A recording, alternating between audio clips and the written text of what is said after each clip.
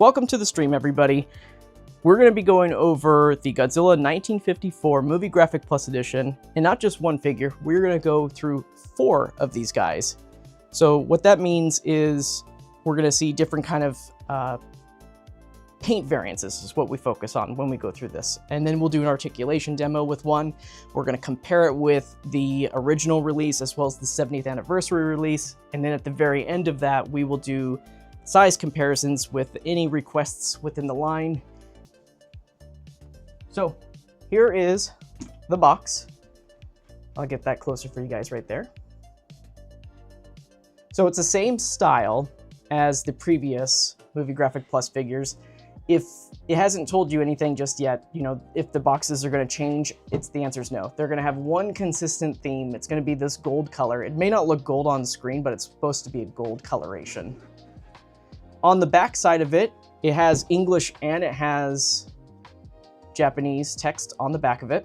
And that, again, that's because this, if you guys are wondering what Movie Graphic Plus is catered towards, it's, for anybody that's been here, you guys know what I'm about to say, but for anybody that's new, the whole point of Movie Graphic Plus is to be catered towards anybody that's never collected Godzilla ever. We're talking about tourists, people walking into a souvenir shop and just wants to see this for the first time. That's why they have the movie poster right here as the front part. There's no fancy cutout, it's just a square cutout and everything, so you can see the figure clearly. And the idea is that these folks that have never collected Godzilla stuff before, they're so casual that when you say 1954, Godzilla 1994, when you're putting years behind them, they don't know what that means. They're just like, it's just Godzilla, what are you talking about? So by putting the movie poster in front, that's something that's more recognizable to those folks. They'll see the movie poster and they're supposed to say something like, oh, I remember watching this movie, and then they hold this and they're looking at it and they go, oh wow, this looks so detailed, and hopefully that leads to a sale. For long-term collectors, what they've done with this line, despite being called Movie Graphic Plus and having a poster art that gets packaged in here, it's not actually, the figures are not painted based off the movie poster. It's actually painted from scenes, moments in the movie, which is kind of really no different from Decisive Battle versions or special color versions. But that's how they want us, the veteran collectors, to come back, is by they're throwing a colorway of this figure in here. These figures are not meant to come with any other accessories. They're bare bones figures with the paper craft. That's the whole point of these releases right here. So, and that is because the new collectors that are going to get involved with this, or not, we can't even call them new collectors, right? They're just new people that are getting involved. They don't care about the accessories. They just want the figure, and the poster art's pretty cool. So that is the whole point of the Movie Graphic Plus right there. So there it is. Let's take a look at the inside of it though. Let's take a look.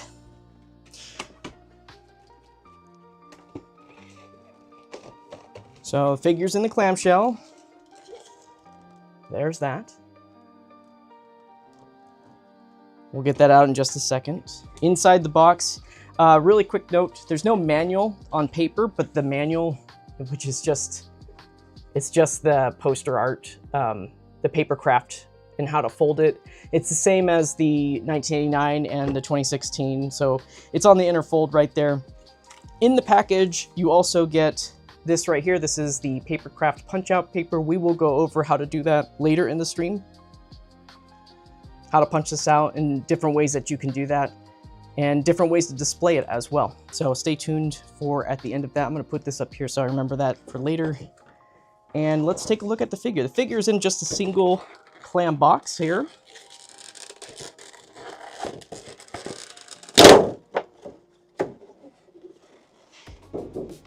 Okay, it's very nicely wrapped on the inside. For anybody that doesn't know, this figure actually has translucent dorsal fins, and it is a charging variant. It is not a heat ray version, so it is the moment when its heat ray is charging. That's why they are doing it this way. So, but no breath effect. Man, I love doing Godzilla figures on live streams because their boxes are so simple to get in and out of. There's no extra stuff to get through, and I love it. Okay. So here's the figure. Let's take a good close look at it. look at that. And I'm just holding it up right here, and because I'm behind the figure, I can see how this is lit up on the inside of where those dorsals are. Look at that. So that means that this figure, unlike the other ones, the whole figure is casted in translucent plastic. So this one's going to feel a little different compared to the 70th anniversary figure as well as the OG. So it's going to feel a lot stiffer with that plastic, a lot tougher, because ABS plastic has a little bit of give to it. So, but that's it. That's our 1954, and this one looks good. I am digging how it's got that effect right there. It's got the mouth paint is actually not too bad on this one either. I was kind of concerned about that based off of some earlier versions that I was seeing where the overspray was a bit too much, but this is it. Look at that. Okay, so let's look at the chat really quick here. I like the colors on this one more. It's supposed to be the same color as the original. So it's supposed to have that same monochromatic look, but it's gonna have the little bit of a heat ray charge effect on there, so.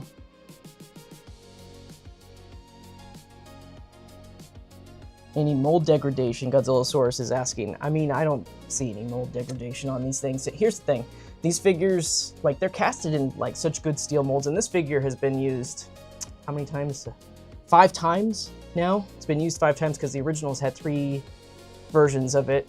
It's looking really good. I'm not seeing anything off of the bat with any kind of degradation or anything like that. I think most people confuse degradation with paint, excess paints being used. Like, for example, Shin Godzilla. I mean, that figure has been done 8 times, and you know, as an experiment, I know somebody who stripped the paint off of its head and the teeth, and the head and the teeth looked really sharp again. So I think what some people think is degradation in the teeth and all that, I think it's just excess paint slop that's been added onto it, and it's just clumped on there. So, but at least that's for Movie Graphic Plus Shin. That's what we discovered with that one. So can't speak about the rest, but generally, you know, these steel molds can last up to, you know, 100,000 to 250,000 times in these molds before that you see any noticeable degradation in them. So, but yeah, so there's number 1. Here's number 2. We're gonna get all these guys out right now, and then we'll go over them more in detail.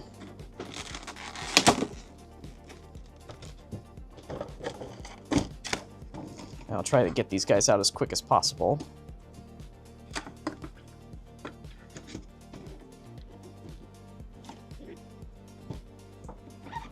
And then we'll get them posed up, and then I'll get behind the camera from there, and then we'll take a look at them.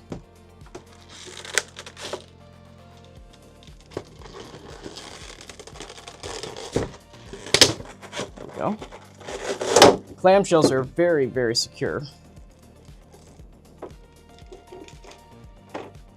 So far, so good. Everything's put together quite well. Nothing's fallen off out of the box. We like that when that happens, right? So there's our 3rd one. We got 1 more to go. And then I'll get behind the camera there. I feel like they've gotten really good with these clamshells lately that, you know, before that, when the line first originally started, these guys had so much tape on them to make sure that they're secure, but I think they've gotten really good with the engineering of the clamshell itself, where it's just secured itself quite nicely. I think this is the last one right here. I didn't open. Yes. Okay. And here is the last one.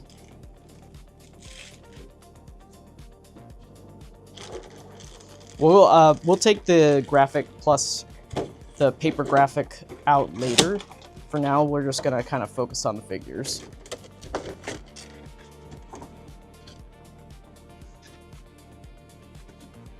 Okay, let me get on the other side of the camera here, and we will take a closer look at these guys.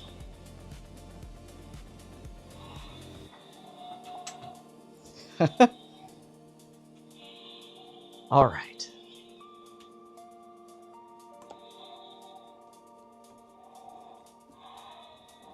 Well, I hope I didn't do something. Hold on a second. I have these Playmates masks on the other side, and I think I might have... Okay, good, it's done. It was roaring because I put a box on top of it. I didn't know that it was going to activate that. Anyways, I apologize. Move these guys a little bit further back. Let me get these guys kind of posed up a little bit better. Usually when they're, you know, when we take them out of the box, they're not really posed up anything special. They're just kind of there for functionality more than they are anything else. All 4 spoken for. So I have 1 available at the end of this stream. So Gojisaurus, if you are interested, you know where to hit me up. You can hit me up there, and it's probably going to be the last pick out of all of them. So, but yeah, 3 of them are spoken for, 1 left. So let me get these all posed up here. Just give me 1 quick second. One of the big things about these guys that's different is that, and this actually might make it better for some of you guys that have eye issues and how they do the 1954 suit's eyes, is that this is the first time that they've painted the eyes forward, because normally they go for the suit accurate look, which is the eyes are painted on the sides looking downward. So this time they changed it up with this guy to have them facing forward. So if you have been asking for that, this is probably going to be the figure for you. And if you don't like the mouth paint, I really think that you could just repaint this yourself, honestly, because it's a black and white figure, right? So if you really didn't like the mouth paint on there and you wanted to get rid of that glow effect, you could just paint it probably a dark gray color and get rid of it completely yourself. So yeah, let me get this all posed up here for y'all. We're on 2 out of 3. Try to get them in a similar pose, you know? So there's those 2. And then just have this over there on that. Yeah, so far I'm messing with these guys, and I'm wondering if they went back to decal on these guys, because the reissues did dot matrix and the eye pupils looking solid instead of dots. So I'm wondering if they went back with decals. We'll take a closer look though, and we'll find out. I've never been a fan of the dot matrix paint application. I've always, when it comes to eyeballs, I feel like that it just doesn't look good compared to the decals. So, but I think decals are more expensive because they require a human to apply them versus, at least for Godzilla figures, it requires a human to put them on there versus dot matrix, which they just put in a machine and it just does it automatically. Human labor, man, it's expensive. Okay. All right, these are almost pulled. Yeah, I can already tell that it's a harder plastic compared to the originals. Okay. Here we are. We've got all 4 of them posed up here. Let's take a closer look, shall we? So, there we go. All 4 of them, all lined up there for y'all. Let me take a look at the chat real quick. This is my first time to the channel, and I'm already liking it. Hey, thank you, Spino Dino. Yep, it's looking pretty consistent. It's looking pretty consistent. I have a feeling that we're going to see, when it comes to the paint variants, definitely the glow effect and the spray in the mouth, that's probably going to have the most variance. Can you go over each prior release, the differences with the reissues? I don't think we're going to do that for this stream with the reissues.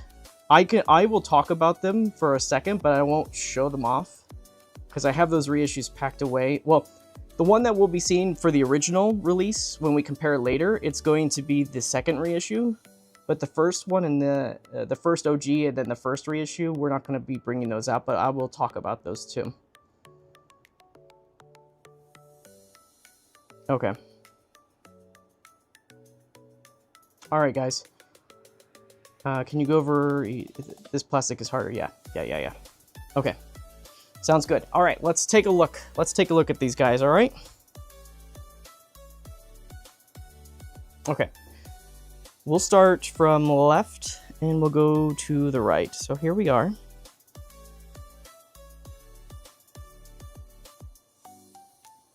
Tell you what, guys, this is tripping me out how it's like looking forward. I'm not used to this at all.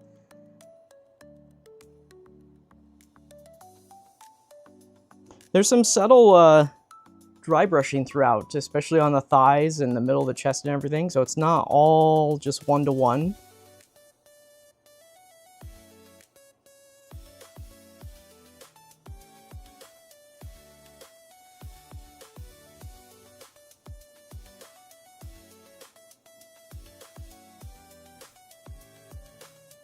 Let's look at these guys on the side here.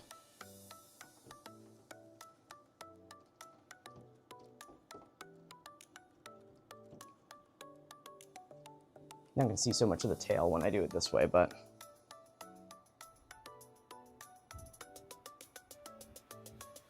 yeah, we'll flip these more sideways.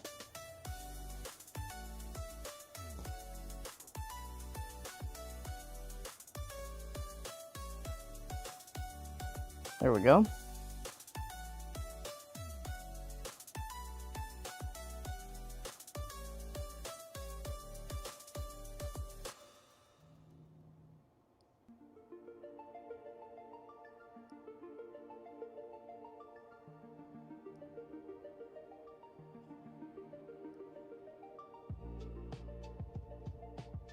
Yeah, and the dorsals are all translucent right there. Let's look at the back side. Get a good look at that glow effect.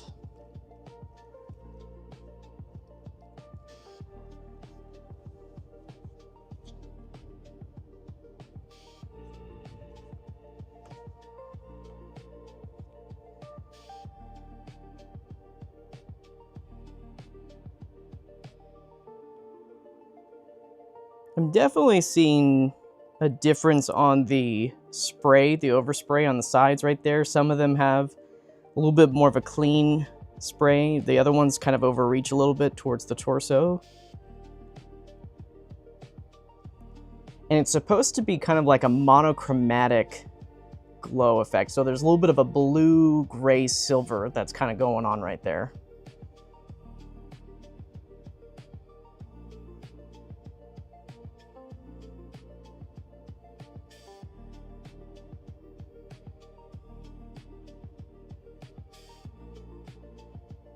And then we'll do one more. This time we'll do a close-up of the faces here.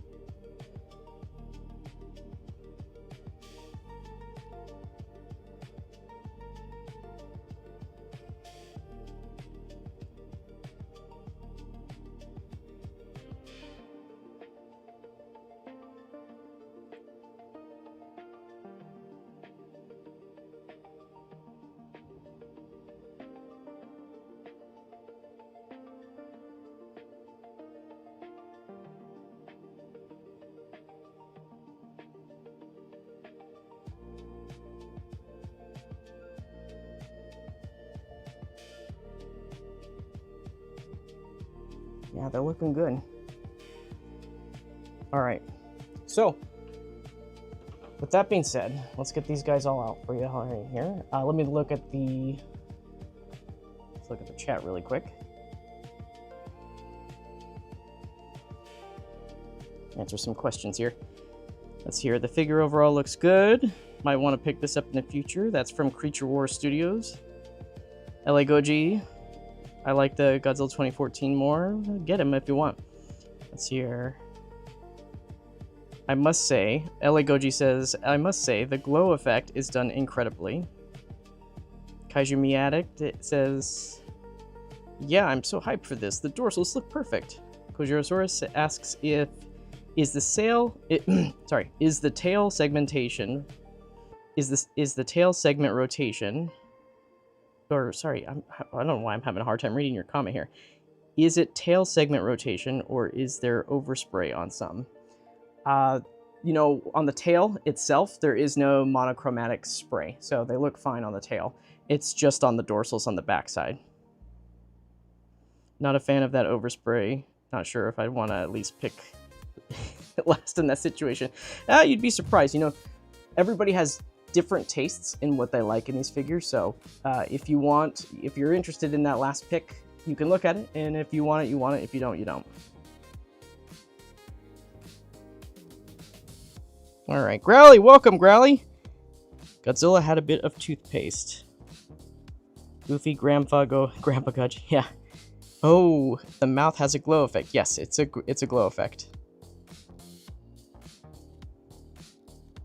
Yep, it is definitely a glow effect. All right, guys. So what we're gonna do is we're going to listen to a message from our sponsor, which is Hobby Genki. They're the ones that provided these figures in a speedy way right before Golden Week started. So let's go ahead and check that out, and then we'll be back to check out the sculpt and paint detail. So hang tight, everybody. Before we continue, I'd like to thank our sponsor Hobby Genki for providing these figures quickly and efficiently for this video. When you get to the Hobby Genki website, head over to the search bar and type in S.H.MonsterArts. From there, you'll be able to search all their latest releases. Hobby Genki offers pre-order discounts on general releases, which is a great way to save a little bit of money if you're planning on picking up multiple figures. When you get to the checkout process, you'll notice at the bottom that it says, "Congratulations, you're eligible to join the loyalty program." Their loyalty program lets you earn points from your purchases, which can later be converted into vouchers for future orders. On your profile page, you can navigate to the loyalty program section where you'll see your current point balance, which can be converted into a voucher, and you can apply it toward future purchases. Now let's talk about shipping, because this is probably the most important part. If you're ordering from the United States, you'll want to select US FedEx. This option includes delivery duties paid, which means any customs, duties, or tariffs are already included in the cost upfront, so you won't have to worry about additional fees once the package arrives in the US. If you plan on purchasing multiple items that release in different months, Hobby Genki also offers something called their private warehouse. This option appears at the bottom of the shipping section and allows you to hold items until multiple products arrive. They can be shipped together later. Think of it similarly to a pile of loot system. Just make sure you're using it for multiple items rather than a single purchase. If you want more detailed information about their shipping process, custom fees, or their return policy, you can click on the Click Here for Details section under the FedEx DTP shipping option. That page explains their preparation process, shipping methods, customs information, and return procedures. You can also follow Hobby Genki across social media on YouTube, Instagram, and X to keep up with the new arrivals and announcements. So once again, a big thank you to Hobby Genki for helping sponsor this video and sending these figures over. Now let's get back to the video. All right, and we are back. Okay.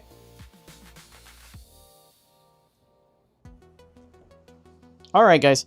So now let's take a closer look at just one of these figures, and then we're going to go into the variance comparison of it all. So this is figure number 1 right here.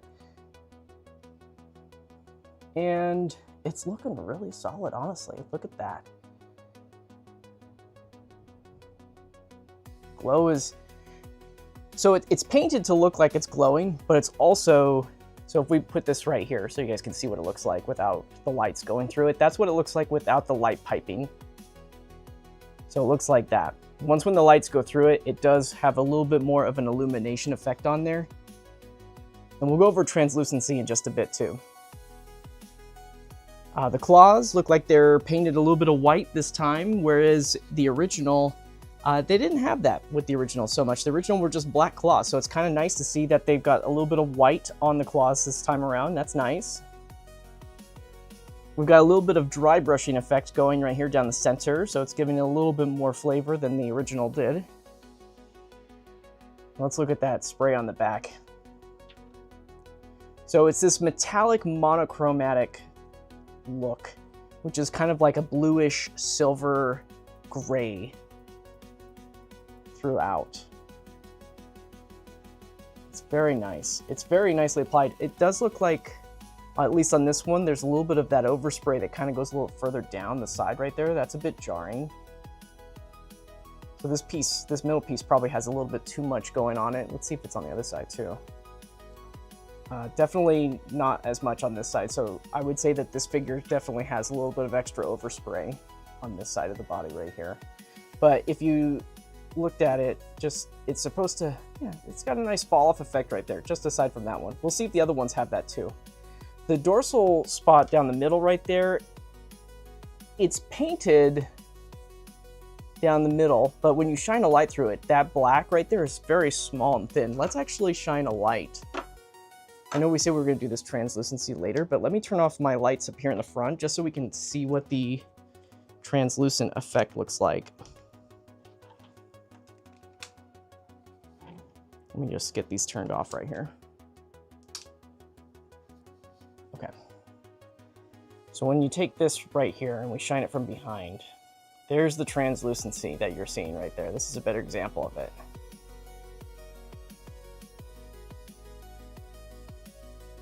So so very cool effect. The glow, I'm not a big fan of the glow overspray on the back that's painted because I'm a person that likes to use these for photography purposes, so I like that glow to naturally appear when I'm doing my lighting. But not everybody's a photographer, that's why they do it this way. So, but there it is. There's these dorsals, and they go all the way pretty much down to here with the translucent effect. After that, no translucence on the tail. I mean, it's painted over. The whole figure's casted in translucent plastic, so. But that is the translucency right there. I think the head is, if you actually shined a strong enough light, mine's too big, but if you had a more concentrated light, I saw this, somebody else did it. They actually put a light on the inside of it and the whole head lit up on the inside. So that's how I knew it was casted in translucent plastic. So, but anyways, let me get these lights back on. We'll continue looking at the figure here. Okay. So let's move down. We've got the claws right there. Claws they're painted very similarly to the original. I'm not seeing any major differences. Nothing really sticks out right there for the claw parts. Let's see if the copyright info is on the bottom. Yes, it is. And we've got our 4 dots as well. So that's how you know it's a new figure. It's not a reissue. We already knew that since it's Movie Graphic Plus. The fall off on this dorsal right here where they translucent, looks like they just like painted half of it and they're like, ah, we're done. So, but that's this tail right there. It's like the top of the tail. So you can see where it falls off with the glow effect too. It's on this last piece right here. There's a teeny tiny bit on this next piece right here. Very small amount. And it's just the normal dorsal paint application that we've seen in the past version of it as well. So, but that's the whole figure right there. Let me take a look at the chat real quick. Great effect. Yo, that looks sick, Scrumpzilla says. Let's see here. The back paint. Creature War says the back paint on the middle row looks off when it's hit by the light, but still not bad at all. Just a nitpick. Love the translucent. Balton2 says, hey, Balton2, welcome, welcome, welcome. Growly says, and the 89 Movie Graphic Plus wasn't this good. Shame. I disagree. I think that the Movie Graphic Plus 89 is a hit. Like, if you need the 89 representative, like, in your collection, like, 89 is the best. Let's see here. If I was ever to get this figure, I'm definitely going to make a custom Atomic Breath. Yeah. LA Goji says, I have a bad experience with my Godzillas made with translucent plastic. They get floppy pretty fast. You know, the joints are not made out of translucent plastic for the most part. They're still made out of that regular plastic, so this should be fine. But I know what you mean. So, get Kiki Fix. If you don't have Kiki Fix Loose Joint Solution, get it. It is a collector's best friend when it comes to highly articulated figures, not just for MonsterArts, for any kind of figure line. That stuff will fix everything up for you. Just makes everything so much tighter, and it's not a permanent solution either. So it's not going to damage your figure like super glue would. So, anyways, all right, guys. All right, so with that being said, let's do our variance comparison. So give me 1 second here. Let's transition. All right. So this is figure number one. Figure number one, we already kind of took a good look at it, but we're going to do a closer look now. Okay. Let me just bring this down a little bit. There we go. Okay, so like I said, the eyes are facing forward this time around. It's tripping me up. They're not like all the way forward. They're mostly forward. They're more so than the usual sculpt. So, but here's what it looks like from the side right there. Let's look inside the mouth. Better view of the mouth. So when we look inside the mouth, it's all the way white on the inside. Come on, focus. There we go. Not too much dry brushing effect in there. There's a little bit of fall off. I like the fall off as you get towards the roof of the mouth right there. On the side, this is what it's supposed to look like. Although if you compare it to the promo images, the fall off of the white effect wasn't spilling over onto the gums. Originally, the gums were just, it was just the teeth in the inner gum area, but not this lip part. This lip part didn't have any of that on there. Let's look at the top. Yeah, see the top? You notice how the top, it doesn't have any of it on the top right there? It's supposed to be like that. So that was something that looks like they changed after the promo was taken. They decided to add fall off onto that. And it's okay. It's better than what I saw originally at SDCC, where if you looked at it from the side, it had all of the glow on the chin and everything and on the upper lips. It didn't look good. Looked like he ate a bunch of snow, basically. So I would have preferred if we got it closer to what it was in the promo, but they obviously changed it right there. So, and it doesn't look too bad because you do get a little bit of fall off right there in the back sides, but yeah, it's okay. So, but that is number one. I'm looking at it, and here's what we're gonna do. We're gonna, yeah, it's kind of hard to tell. I can't zoom in when I'm recording like this, but I think it still is dot matrix. It's just that they did a really good job with the eye pupil right there, where it looks like a black solid color instead of a bunch of random blocks of color. So, but anyways, the mouth can be opened up quite a bit. It can close all the way too. But we'll go over an articulation a little bit later. So that's number one. Let's look at number two. Here is number two. Let me just get that in a similar pose there. The joint articulation, I can already tell it's a lot better in this one too. It's stiffer compared to the original release. So anyways, so there's, let's open up that jaw there. Okay. So here's number two. Number two's got a little bit more fall off on the lower jaw right there, especially on the back side of it. Definitely stronger.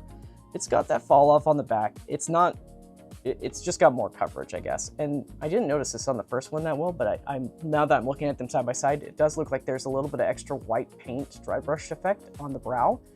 It's kind of nice. The original, I don't even think the original had that. I think the original, yeah, the original doesn't have that. So that's a nice little touch to kind of bring out the head sculpt a little bit right there. Let's look at the inside of the mouth. I'm gonna open up this guy's mouth in the first one too, so I can kind of compare. Okay, so right off the bat, I'm looking at both of these guys, and I'll bring them both in the frame right here. So the first one's got a little bit more of a white solid tongue, but the second one's got a little bit of shading on the center of the tongue right there. So that's not bad. It adds a little bit of extra detail right there. If we compare them, the top, yeah, very similar. Let's see here, the teeth paint. It's mostly white, it's all right.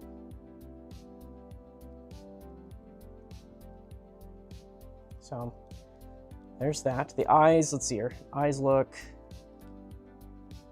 so when we have it facing forward, yeah, they're okay. Just depends if the head is looking straight on, right? That's when it can look a little bit of googly moogly. It still looks kind of googly, in my opinion. I can't tell. I think this pupil might be bigger than this one. It might be just the angle though. Yeah, it might be just be the angle.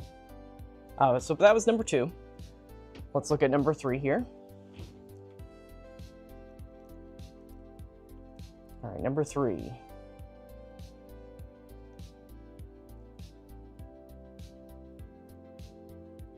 Definitely has even more fall off on the mouth right there on that jaw.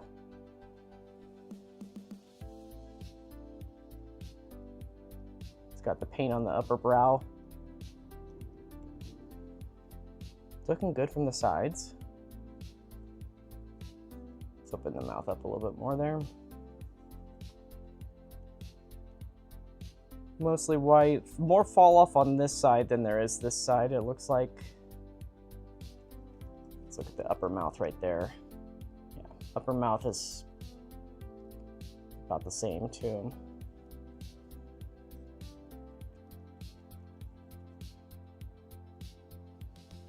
Yeah. So that was number 3, and then let's look at number 4.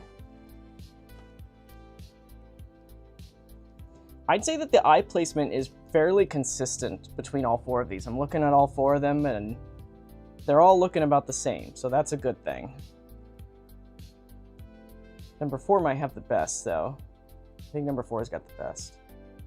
But it's not saying like by a lot or anything. Let's look at the side here. One of the things about this figure is that, you know, they made it so that it can look all the way up, and so because of that, it can look a little janky in the head. So you just got to kind of pose it nice in a way that doesn't break up the sculpt, that makes it look awkward.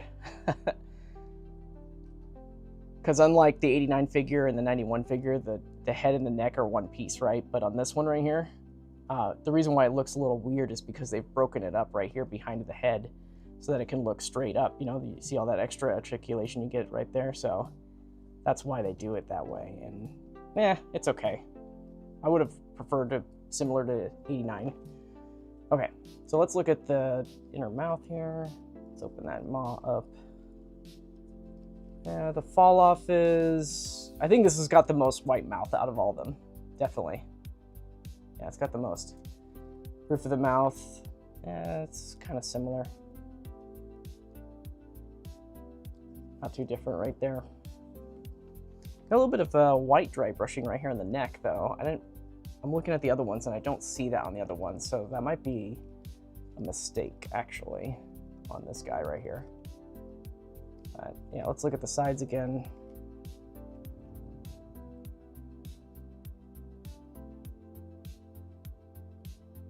Yeah, I do like the extra effect with the paint right there.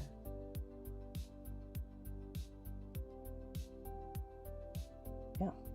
You know what? One of the things I noticed, it looks like the fall off on the top is the same across all 4 of these figures. It just kind of starts at the halfway point. I'm looking at all of them off camera right here, and they all have, they're all done very similarly. So there's no difference in the fall off of that. Okay, looking at the questions here. We're gonna go to the middle of the chest this time and down the torso. And we'll look at the claws too. Okay. So this is figure number 1. Let me just check the comments here really quick. Now I'm seeing the difference in number 2. Oh yeah, kind of looks all right with the spray fall off in the back of the jaw. Like it's not a breath attacks ground zero, yeah. I can't believe how much I like this. Growly likes it, awesome.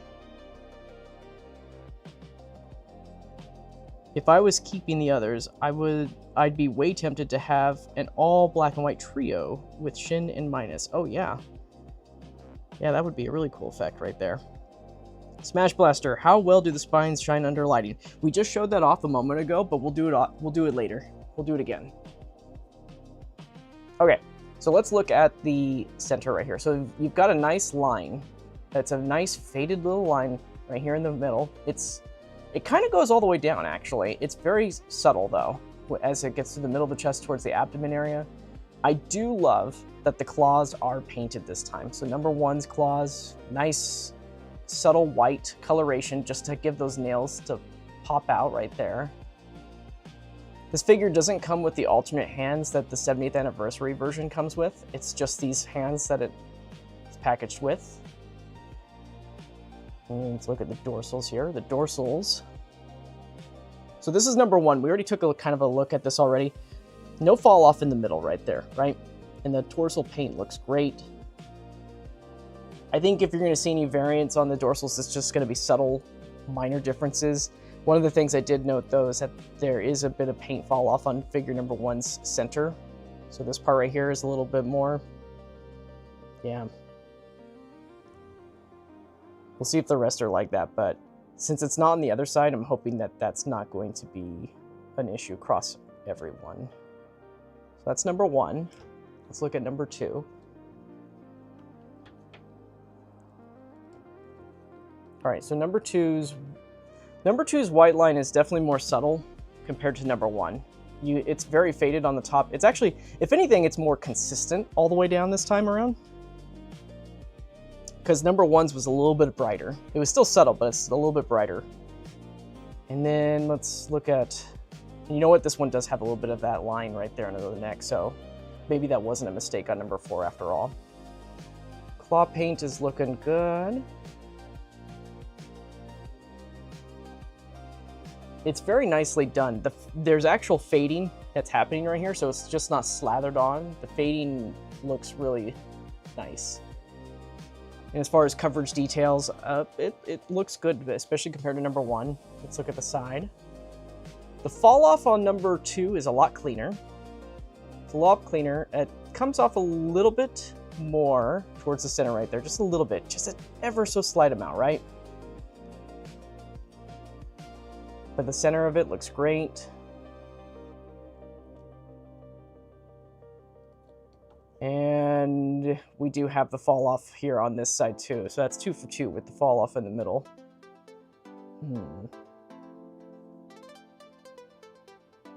Yeah. So there's that. Let's look at number 3. Okay. Number 3's claws. Chest. Boy, I swear it's getting darker with this line down the middle. This one's very hard to see, that line down the middle of the chest right there. Very hard. Very lightly applied. And as far as the claws go, still good. Fall off right there. They're painted nice. This one's probably painted the brightest out of all of them. Yeah, looking at them, this one's got the brightest painted. You see how this is kind of warped right here, by the way? This is from just sitting in the packaging, and it just kind of got warped. If we take a heat gun to this, or not heat gun, if we take a hair dryer to this, it will reset the position of that. In fact, let's just do that on screen. If you guys ever get any parts out of the box and you decide, or if you see it and it looks just kind of funny right there, you can just don't take a heat gun like I'm doing. I'm doing this because it's quick. But you can take this, kind of warm it up, and then you just need to kind of separate it a little bit, and it should reset. And oh wow, that's really tough. Translucent plastic is a lot more harder than ABS, so give it a second. Okay.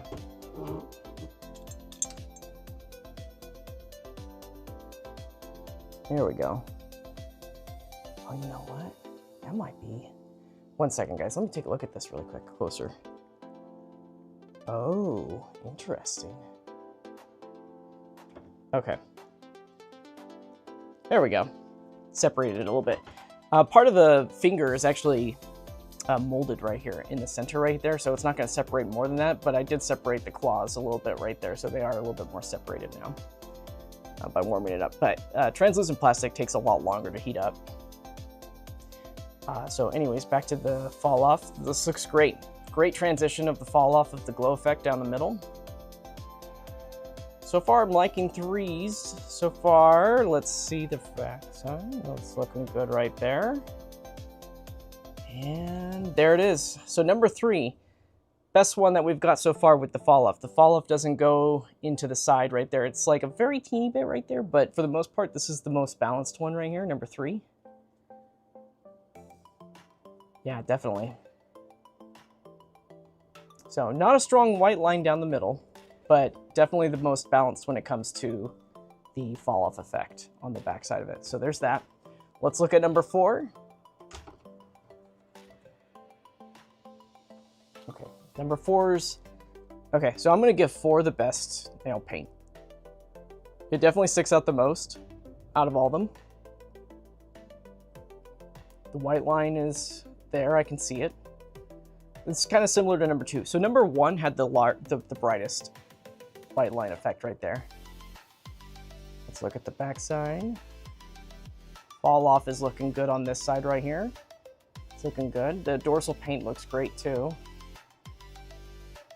I mean, if there's any variance there, that I'm just not seeing it. It's just like, it's so small. And number 4's is also good too. A little bit, just a tiny bit right there, but for the most part.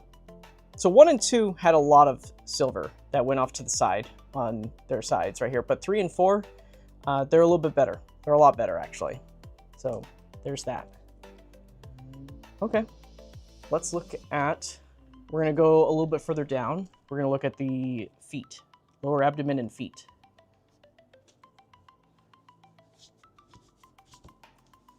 Okay, second. Okay, so yeah, here's our feet shot right there. Move that a little bit further back. So here's number 1. They have a lot more of a it's a lighter dry brush effect, highlighting the knees and the thighs. This is not existent on the original releases. So this is something that's a little bit new that they added. Give it a little bit more flavor. Let's look at the toes themselves. That looks good. The paint on the nails it's great. It's just as good as the first. You know, I never had any major complaints about those. Yeah.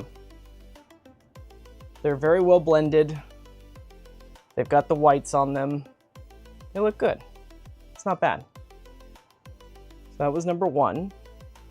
Here's number 2.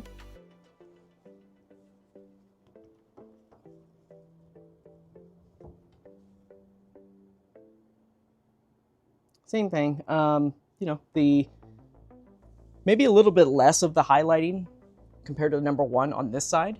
It's still there. It's just very subtly done.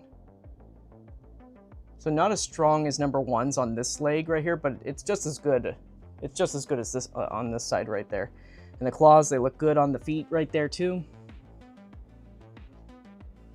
Just hold those up.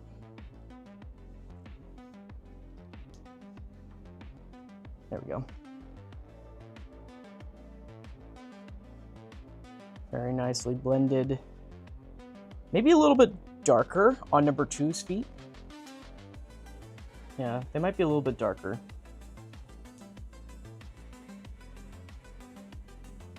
They're still well blended. I think it's just a darker paint app, just not as bright as number 1. And here's number 3.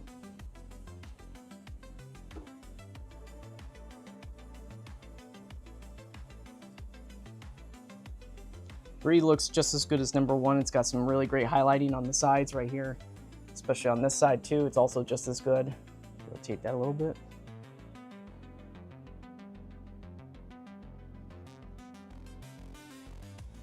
Yeah, it looks good. Let's see this other side here.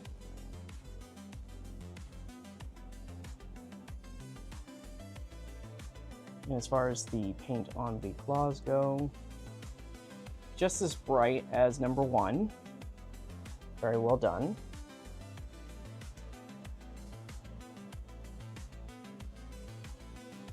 Yeah. It's looking good. Number 3, number 1. Really good. And then here is number 4. Let me push that further back. Yeah, so number 4. I kind of got his legs a little funny. Second. Here we go.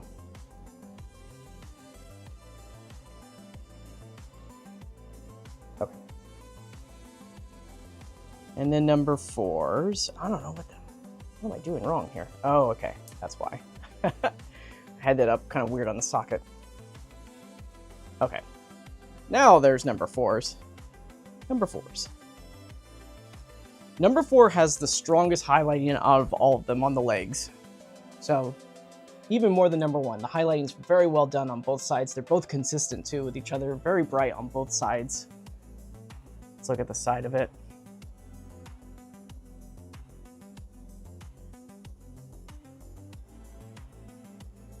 We'll look at this side of it.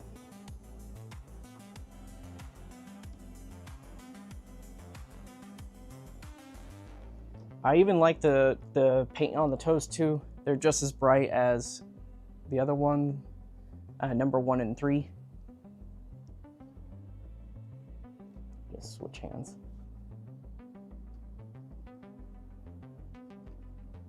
Yeah. Definitely, 4 definitely has the best legs in the lower abdomen paint side. And let's look at the tail now. The tail, I'll put the tail flat this time for this part. Okay. So there's number 1. Fall off is like a lot right here on number 1. That's a lot of fall off. But then when you get to the rest of the tail, it's pretty consistent. Let's look at the other side of it. Or we'll do the top side.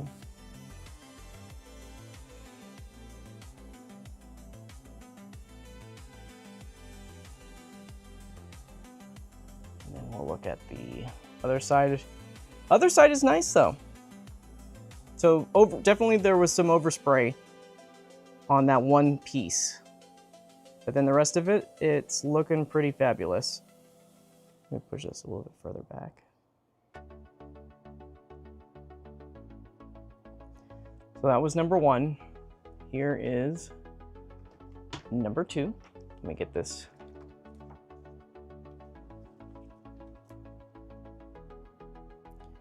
Here's number 2. Number 2, better control with the fall off right there on that side. Not like number 1. Definitely more balanced as we go through.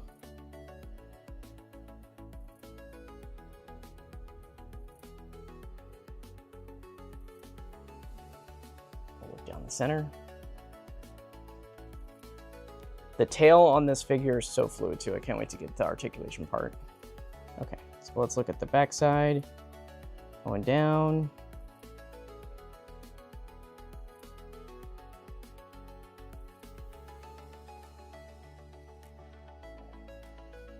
Okay, and then we'll look at this side right here. Fall off is looking good on this side too.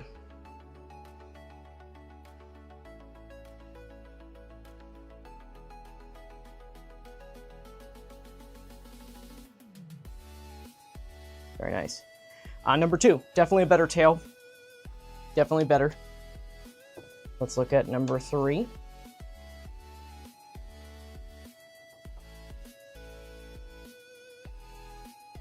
And they're all going to have this on this tail segment right here. It's all going to just kind of split in half.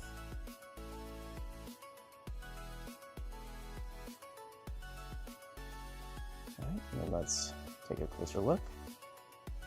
Fall off is good on number 3 too.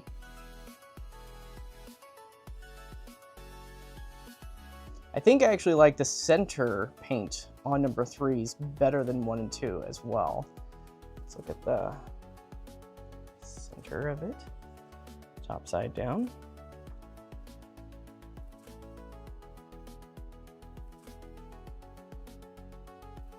Yeah, number 3, pretty good. Down the center, I like it.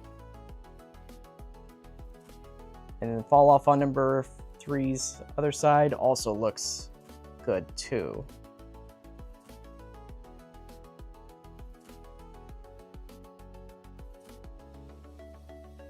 Yeah, 3 and 2, definitely the better ones. And then number 4.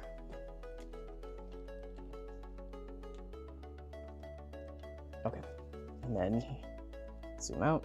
All right, number 4. Number 4's got a little bit of extra fall off. We can already see it right here on this side. Just a little bit of extra. But it doesn't look so bad because there's also extra on the piece before it. So it kind of matches even though there's extra on there. It's just when you get to this piece, you lose it. So let's take a closer look. Yeah.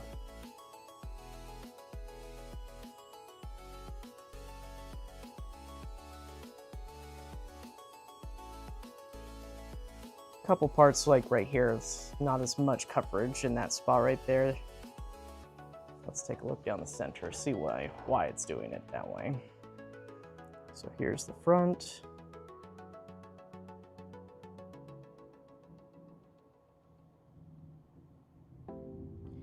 It actually looks okay. You know what? It's just twisted. That's why. Just a little twisted over on that side, so it didn't look right. That's why. Just pose. Bad posing. Okay, and then let's look at the other side here. All right, fall off is... It seems like the fall off on the left side has always been fairly consistently done well. It's just that right side on those pieces, it's questionable. So I still say that 3 and 2 had the best tail out of all of them. Okay. Before we get into articulation, let's get into the poster here in just a second. Let me bring back number 1 of these. I will go back to the chat since we are done now with the variance comparison right there. What do we all think, guys? Did we like what we see? Did we not like what we see? How are we feeling?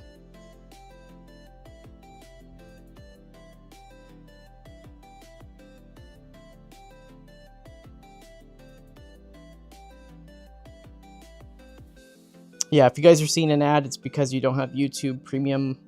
So YouTube Premium, they skip the ads. So sorry about that. All right, I'm gonna try and pronounce this here. Marco Martinez. Ah, there, I figured it out. What is Bandai's strategy on which Movie Graphic Plus figures are released? Example, will they do 2 movies from the Heisei era at the same time, or will they pair that is reveals always to be different era films? The idea, you know, it's too new to figure out exactly what the strategy is, but I would say that it's not a strategy of pairing it with certain movies at a time, because we had 1989 and then we had 2016, right? They don't go together at all. And then you're getting 1954 and then 2014, right? Also don't go together. The next one is going to be 2 Millennium films, 2001 and 2002, right? And it just seems kind of random. I think they're just picking on figures that would probably be popular at first for these releases. So I think that's what they're doing. And for 2016, that made sense because of the anniversary that we're having for Shin Godzilla this year. So that makes sense why they would do that one sooner than later. So we're still figuring it out.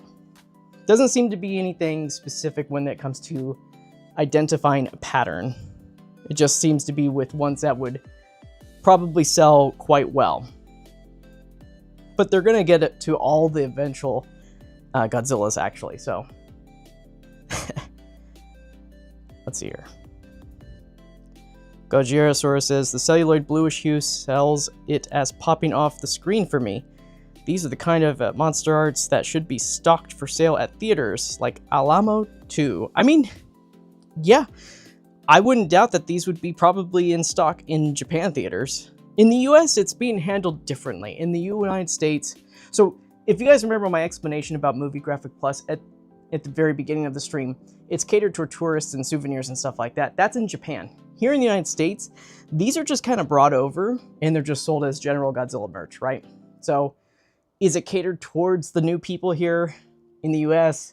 I mean, I think they would like to say yes, but it's not being sold any differently than how it has been sold this whole entire time. So they're not putting these in places like in theaters and stuff like that. But in Japan, there is a strategic shift in where they're selling the Movie Graphic Plus Godzilla figures. They're available more in places that you probably wouldn't see these figures normally. So it's a Japan thing.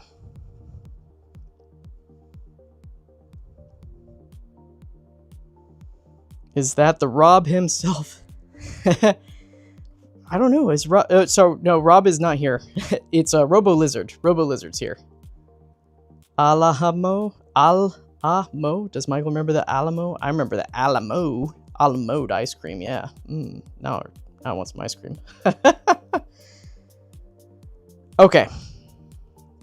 And then Josh, he says, let's see here. Joshua Alonzo says, I remember MonsterArts Godzilla X Kong, Godzilla, and Kong being sold at AMC, but they were selling it at $100. Yes, they were selling it at a marked up price because that's what movie theaters do. In the United States, they sell everything at markup. So they were selling them, I think it was like $90 or $100, depending on which movie theater you went to. But yeah, in Japan, maybe a little bit different. They might do that again this year too for Supernova. They might be selling some figures in theaters again. Let's see here. Gojirosaurus, I know, but if there were Monster Arts in US theaters, this is the best one so far for that. Oh, absolutely. 100%. Here's the thing. I knew that you know, but there's people here that don't know. So that's why we're saying that. Let's see here. Godzilla looks so goofy. 10 out of 10. Yep. When does it drop? In the United States, it's scheduled to be here at the end. It's scheduled to be here at the end of May for the United States for the 1954 Godzilla.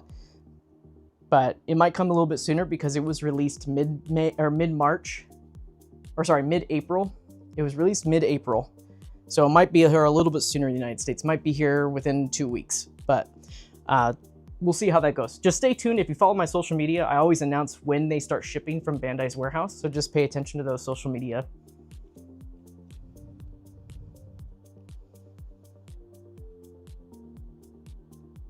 Okay.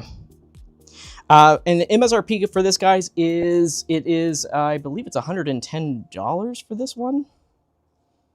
I might be getting mixed up with my other ones, but I believe it's $110.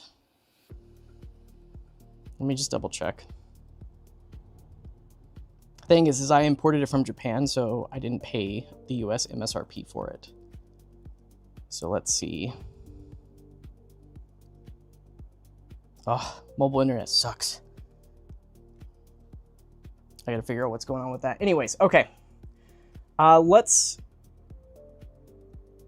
So before we go into articulation, I think it's important to get through the poster art. So let's take a look at that. I'm gonna move figure number 1 out of the way here, and we're gonna make some adjustments. So yes, the MSRP is $110. Okay.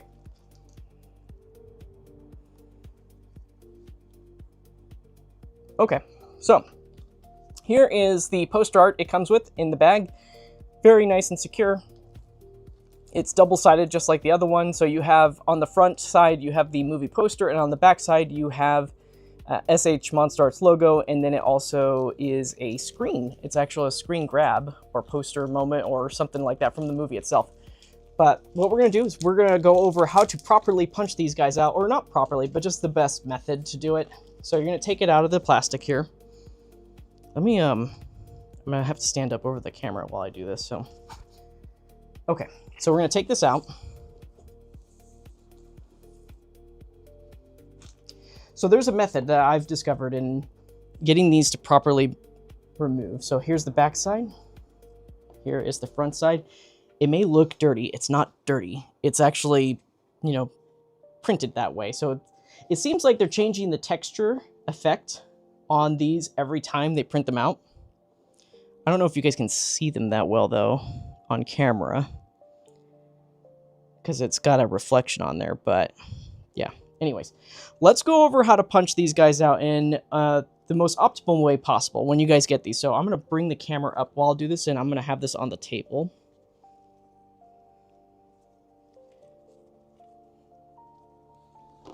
Okay.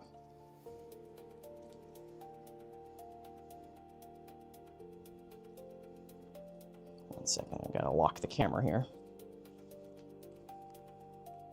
Okay. So first step first. Okay. So when it comes to this, when you guys are wanting to pop this guy out, you're gonna want to just naturally want to punch it out, but you don't need to do it. This is so much easier to do it this way, and it's not going to damage the card by any means. All you're going to do is you take it like this and you just fold it. This is the folding method. You're gonna take this, hold it on the card, just like that, and you're just gonna fold the edge. So fold it over. You're not gonna keep this whole piece right here, so it doesn't matter, right, if you're gonna bend it or not. You're gonna bend this right here, and then you're gonna take this part right here, do the same thing. You're gonna fold this top part. Keep holding this down. Fold it frontwards, just like that. Then this side, you're gonna do the same thing. Hold this part down, and you just fold it along the seam right there. Fold it like that, and then you're gonna do it again at the top. Fold it again. Okay. And then you're gonna flip it on the other side. You're gonna do the same thing. You're gonna hold this part down, and you're gonna fold this upward. You see that? Now it's starting to rip up. Super easy, and it's gonna be great because it does minimal wear to the perforation. So fold that backwards towards you, and it'll just pop right out. Same thing with this side. Fold this up backwards. Keep holding the card down. And then lastly, this side right here, fold it. There it is. And then when we look at it, the perforation on this it's quite minimal, where you see the little white stubs. You could take a razor, a straight edge razor, like this guy right here. You could try this, where you cut it off. I wouldn't recommend it though. I tried it with one of them. It didn't really look great, but you could do additional, you know, take one of these after the fact and then just kind of cut that off by doing this with it. But it's mostly clean for the most part. Doesn't look bad. And then here's the back side of it right there. Now where it gets a little bit more tricky though is this part. The folding method that I just showed you is a little bit more tricky with this piece right here, and that is because of the edge parts right there. I recommend, if you have hobby tweezers like this, to use to help you guys out with this process. So you can fold along the lines where you can. So you can fold inward, outward right there. Same thing with this side. Fold it inward. You just want to be careful because you don't want to bend those parts right there.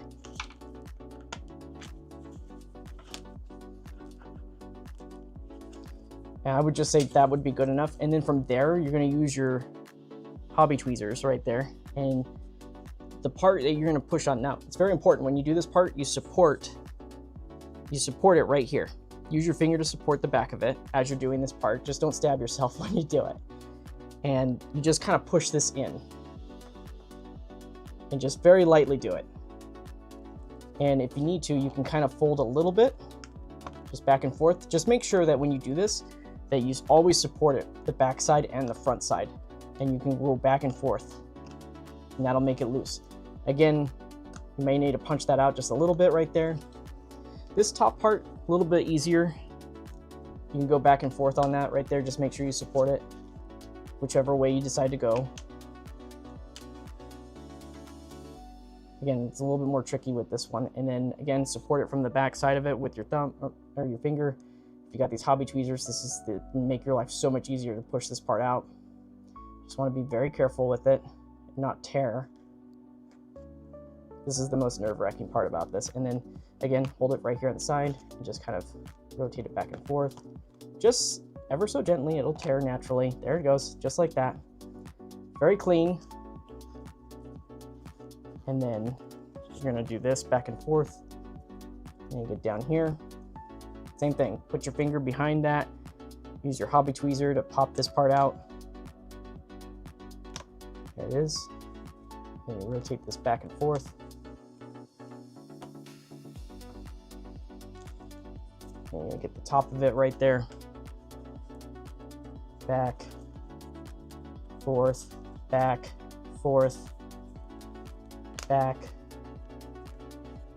Just make sure to support it when you do this. You don't want to rip it or tear it. So back and forth. It's honestly the most nerve-wracking part of this whole thing. If you want it to be perfect like how I'm doing it, it's like, my anxiety. So, and then you need to just back and forth. This piece is not given that well. There we go. Back and forth. That is free. We'll go back and forth of this piece right here. back and forth, back and forth. And then I would say push this part in at this point. Push that in. Just be careful. Very lightly. I'm not pushing hard. It's very lightly done. Just enough to get it ripped off, just like that. And then the rest of it, you should just be able to bend back and forth. Ta-da! There we go. And it is out. All right. That was it. That's the aftermath. We're done with it. We don't need it no more, right? I'll just get that off. And then here we have, so yeah, there's that. Now it's important when you, like I said earlier in the, on the manual part that's attached to it, there is a seam that goes down the middle of it. It's indented. This is where you want to fold it, is on the indentation if it's going inward. On the back side of it, it is outward. You can see how it pops out like that. That's the back side of it. You don't want to fold it on that or you're going to ruin it. You want to fold it where it's more of an indentation right there. So you're going to take this, you fold it just gently, ever so slightly, fold it.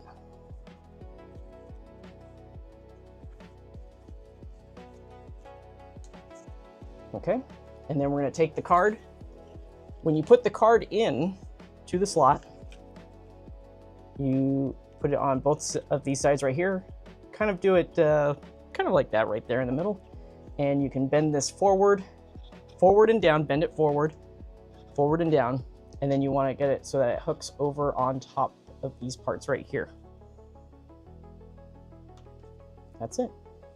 And then you can kind of push it back outward again so it's not bulging out. And there is the stand all together. Let me move the camera. There it is. Let me bring it down a little bit.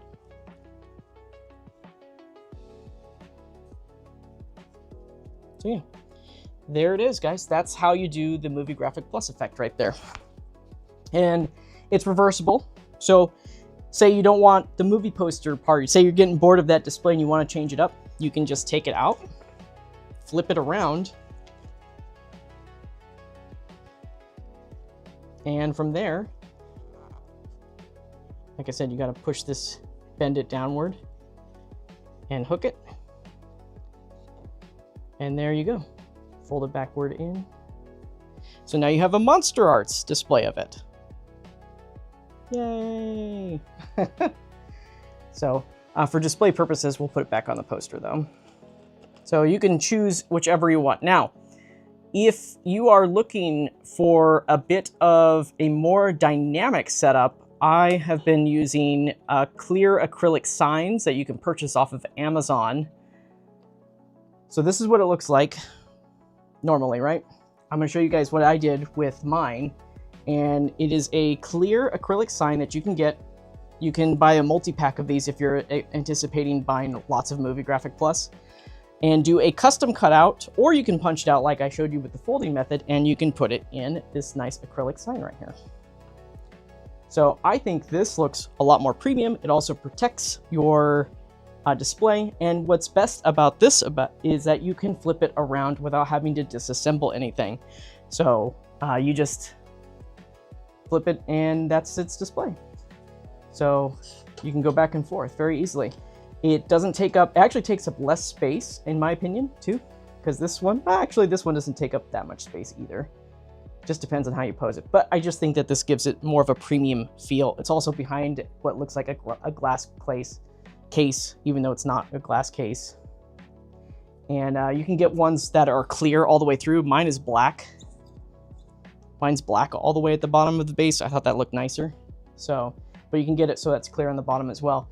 And you just slide it out, you pop it in there, and it looks good for the whole collection. I'll even show you guys what it all looks like, you know, with our current ones that we've got. We've got Biollante, we've got Shin Godzilla, and we've got 1954 now. So this is what they look like all together. And then now I can easily just flip these around. Look at that. So I'll drop a link to these in the description later after the stream. But, I've got light reflection. Try to move that out of the way. There you go. very cohesive. They look really good together. If we want them in production order, right? We just move them around. Just like that. Now we have a production order. Hooray! Anyways, so yeah. So that is our... Let me put these guys away. And then I'll bring the figure out here. I'll show you guys what it looks like with the figure and this in the shot as well. So here's what that premium display looks like with the figure in the shot. Let me just get this a little bit lower here. Oops. I'm wearing gloves, and sometimes the gloves get caught into the tripod mechanism. Okay. Oop. So here is... There you go.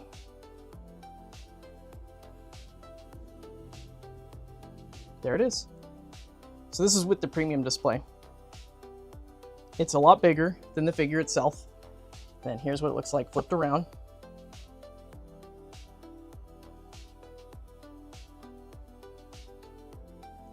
Very, very cool.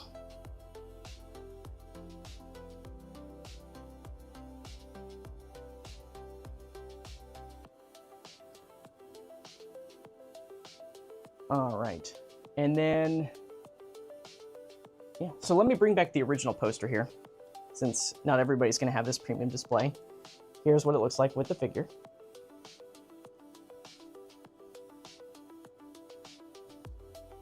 Cut down on that glare a little bit from the lights. These lights are so bright that, and it's got that finish on there where it's a little bit reflective. So that's what it looks like. Almost like an acrylic plaque, yeah. There's other ones that you can get too on Amazon that are an acrylic block with magnets in them. You can also go that route if you want to stick them in there. The thing is that these poster dimensions are not perfect with a 5x7, so you do have to do a bit of a custom cutout, or if you don't mind a little bit of empty space, then just do the punch out. I'm gonna line these ceilings with these posters. That's funny. Everybody may have the premium display after you showed it off. Yeah, I've showed it off every stream so far. So, but I think it looks better. And then, but that's what that looks like there. And then one last time, let's show off the other side here.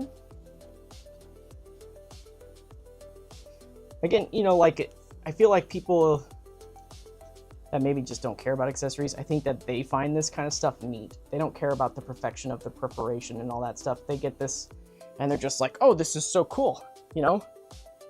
For me, I'm like, I don't like that it has the perforated side. So I used a pry cutter piece to actually cut it open off the side. So there it is. There's the figure and all that. Okay. Now we're gonna get into articulation. Okay, Growly says, found some good prices on eBay at this moment, but too bad they're broke. You'll get there, you'll get there. The eBay's kind of nice too, and they've changed up how a lot of these, maybe it's not a change by eBay themselves, but maybe the sellers are offering duties into the price now. I don't know if eBay's covering that, but lately they've been saying, a lot of listings in Japan have been saying that they're just gonna pay for the duties outright, so sometimes you can get some good deals. You still have to pay United States sales tax on them though, so bear that in mind. Okay, so let's get into articulation. Let's do it. We're not going to go through all 4 of these figures unless there's something that we need to see with another figure just to double check. But for the most part, the idea is we're just going to see how this stacks up compared to the original release, what we know about that. So first things first, let's look at the head articulation on this guy. So, like I said, the head is designed, it's cut in the back, so it can look straight up in the air. All the way up like that. It's something that 54 could never do. When the head is up like that, you can open up the mouth the widest when it's all the way up. It looks kind of funky, not gonna lie. Let me bring up the camera just a smidge. Yeah, looks kind of funky in this way. But you can do it. You have that ability to do it. As far as the mouth, its wideness goes, it's going to be the most wide while it's looking up in the air. Because as soon as you have it look down, it hits this part of the sculpt, and you can see as I'm moving the head piece down, the mouth kind of closed a little bit.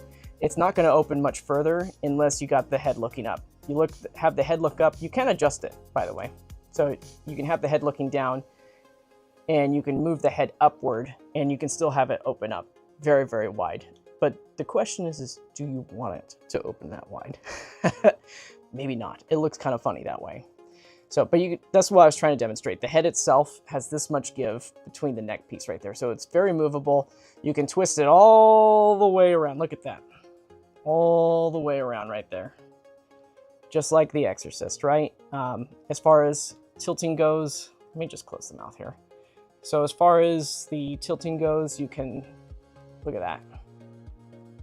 1954 should not have any right in moving this much, but this is one of the most underrated figures when it comes to articulation in recognition, at least. I feel like I don't see enough people talking about it, how good this figure is when it comes to articulation, because they really, really go really, really far. Like, you can pop this neck out. Look how far back you can go. You can pop out the neck. It doesn't look great, but you can really make it look all the way up to the sky. And, you know, as far as twisting it backwards, like, you can have him, like, this is him looking backwards, right? Look at that. Like, why? It can do it, but it's so much movement. So the more crazy you get with the articulation right there, the more broken up the sculpt is going to look on the sides and everything. Point is this head is crazy articulated. Like, look at that. I'm moving it at the base of the neck. Look at this. It doesn't even look like it's connected anymore. That's how crazy the articulation is. This Godzilla's got a broken neck. But you can move it just about in any other cool direction. Yeah, let's look downwards, like even downwards. All the way down. Looking all the way down at the feet, right there. So, neck articulation, head articulation, so good. It's so good. And all the pieces, they can be popped back into place so it doesn't break up the sculpt. When it comes to the resting head, I recommend just making sure that the back of the head right here, like, don't pose it like this. It's never gonna look good. It will never look good like this. Just because it can doesn't mean you should, right? If you want to do photography, you can push this head back up in there. It's got a spot right where the ear lines up in the back of the head. Just be mindful of that. If you want it to look good in your photos, open up that mouth a little bit too, you know? You don't have to have it open up just a little bit or a lot. You can just do it like this and it looks so much better already. So I think that's when it comes to making it look good on camera, you just want to make sure that this earpiece is lined up with this neck piece back there. That's basically it. If you can do that in any other pose, it won't look so janky, right? Even looking upwards, it's not bad. So you have that range. The tongue is not articulated. It is sculpted in a 3D way, but you cannot lift it up. It is attached to the base of the mouth, so you cannot move that. Let's see here. Let's look at a little bit further down. So we're going to look at the arm movement right here. So arm movement, it's pretty stiff. This is more stiff than the original right here, in my opinion. And that's because of that translucent plastic. Yeah. I'm really having to try really hard on that. Like, I should have probably heat treated this before moving it, but you can get the arm pretty far out.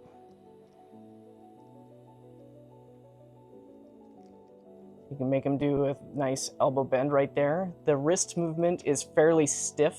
You can rotate it, no problem, right? Rotating is not a problem. As far as moving it up and downwards though, about that much. It's not too much. It just depends on how you have it angled too, because some angles it doesn't move at all. So you have to have it really flush with the sculpt right there to kind of make it move back and forth. Let's see, here's arm rotation though. It can go all the way around 360. So you can go all the way around. As far as the elbow goes, you can twist it all the way around as well. Although I don't recommend doing it that way. But you can twist it. Same thing with the arm part right here. Let's see here. Can we twist that? It doesn't look like this part twists, and it's mainly because of the... Oh, yep, you can. You just have to really move it. So it can twist, but a lot of the sculpt gets in the way right here. Yeah, a lot of the sculpt gets in the way. At the forearm right there. And then, of course, the hand rotates all the way around, too. So you got that as well. As far as both arms go, let's see here. You can make them... Oh, I moved it too hard. You can go all the way up like that. Can you touch his head? Let's see if we can get him to touch his head. Can't get the hands over the head, but you can get him to touch the head at least. So you can get him to touch this head right there. As far as elbow bend goes with like a resting position. Oh, by the way, the arms, the shoulders, they go up and down just a little bit, not too much, but they can go up into the socket if you go upwards. As far as getting close to the chest, let's see here. You can get them touching that chest pretty well, actually. Upwards. It's pretty nice too. The elbow bend for a traditional pose is achievable very and quite easily.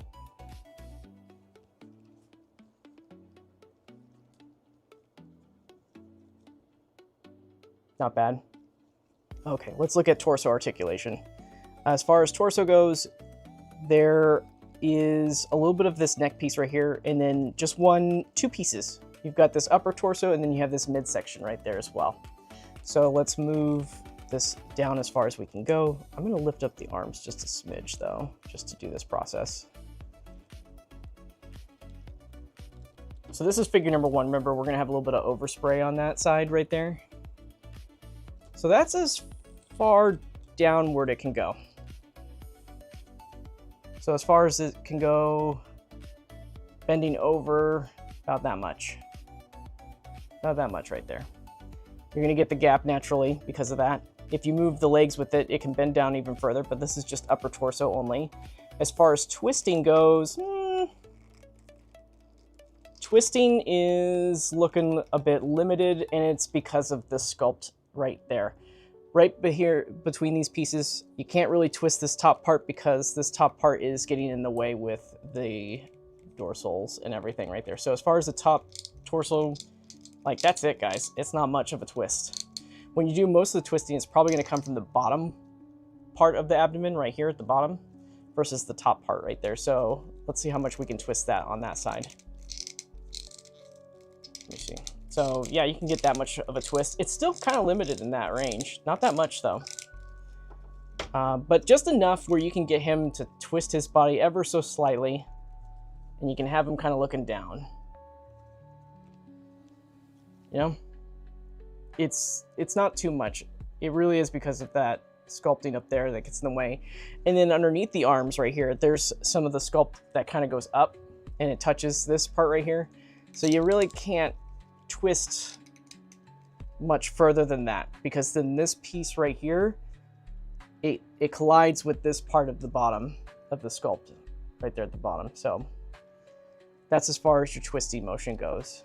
You know, it's not too much. It's still limited. You can't do that much better with the other ones either in the past, just the nature of the sculpt. As far as bending backwards goes, that's as far as back it can go because of the sculpt touching the base of this abdomen sculpt right there. It's not going to go further back than that, but it does make it for a nice row of dorsals. Let's look at I'm going to lift up these arms up in the air like he just doesn't care, and we'll go ahead and look at the leg articulation now. So legs are always done very well with this line, so let's see that movement there. It goes all the way up. You can twist these all the way around 360. There's that. As far as the knee goes, you've got, yeah, it can bend at the knee, okay.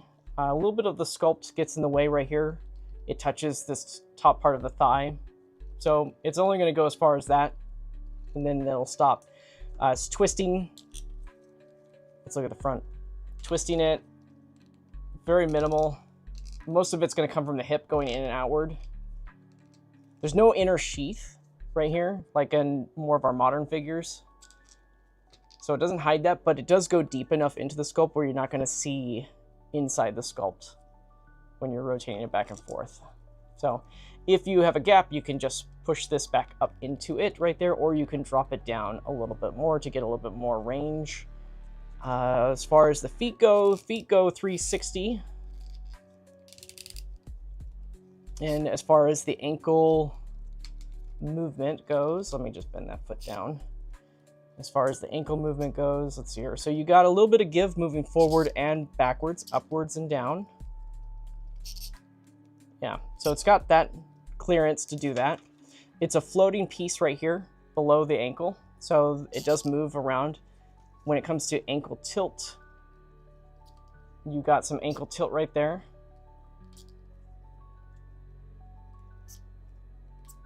So it's like that on the other side too. So you got that tilt. It's a little bit tight on this foot. This foot was a little bit tighter, but this one moves a little bit nicer. It's a little bit more smooth. And the feet can be moved, like I said, 360. Let's take the... Yeah, this is a better example on this side. So you got that tilt right there. You can have them in a swimming pose. You can have those legs moved forward, backwards, and everything. Again, the knee is only going to go as far as where the sculpt meets the next part of the sculpt right there. So it just kind of stops. Twisting, most of the twisting motion that you go, about that much. Now let's get to the tail. The tail is the most exciting part, in my opinion. So you got the tail here, right? The tail is like the Millennium Godzilla tails, where it's sheathed one after another. So the tail articulation upwards is going to go, pushing it as far as we can. It might pop out, but it looks like upwards. Yeah, you can get pretty far. Look at that.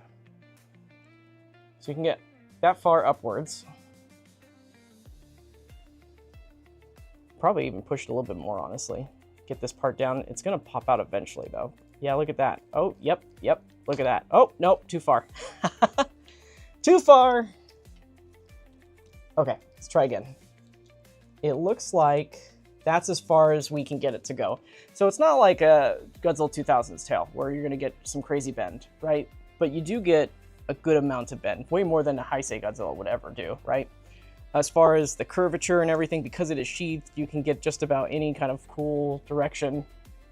So you can kind of have it go to the left and then to the right.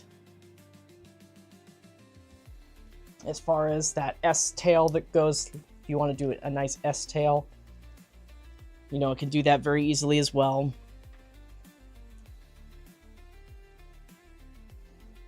Yeah, so it moves very well. Let's see if we can get it to how far we can curl that inward.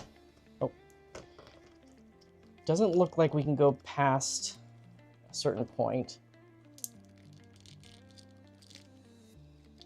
I would say about here, without heat treatment. Without heat treatment, it looks like we can get about that much of a tail curve. Just for fun of it, I'm going to keep this one the way it is. I'm going to do a heat treatment to tail number 2, and we're going to see how far we can get this.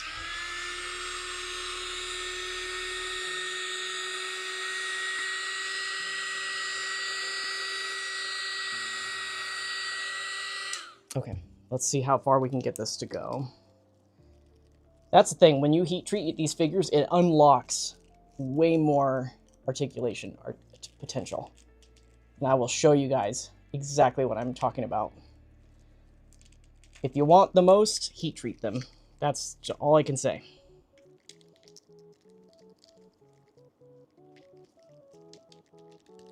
Wait a second. I'm really trying to push this one as far as I can.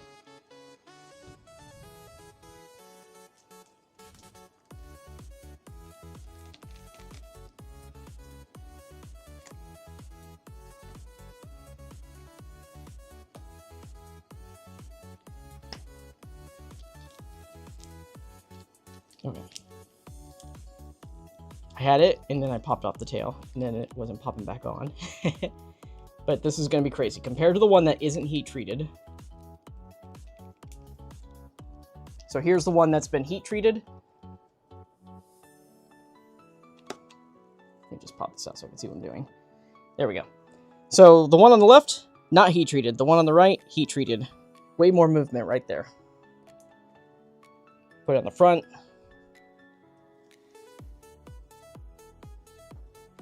So you can definitely get way more range when you do a heat-treated tail.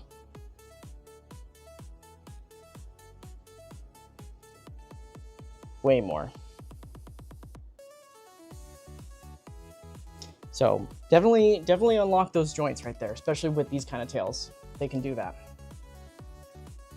All right, so that's pretty much it for articulation. Let's, let me just do the, oops. That was my bad because I would push that one pretty far. 1 second. I need leverage while I do this. I don't think that one was all the way connected when I popped it out last time. Okay, so let's do this. We're gonna do the tail test now where you just kind of freely move it, and let's just see how well this holds together. So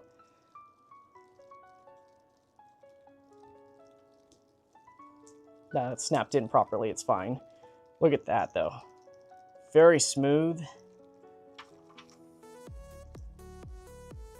Can do a nice movement right there from the tail to tip. It's not popping off or anything at the tip or anything. Really great range. Like, wow. This is the part where it will pop off though if you go too far while you're trying to curve it, but for the most part, like, this is like, look at that. As far as articulation goes, the tip of the tail, it's just one solid piece, so it's not articulated to the tip like our other Millennium Godzillas, but you can get some decent range out of it still. And now let's just do a really sick dynamic pose, right? Let's do something that 1954 would never ever do. So let's see what we can do here.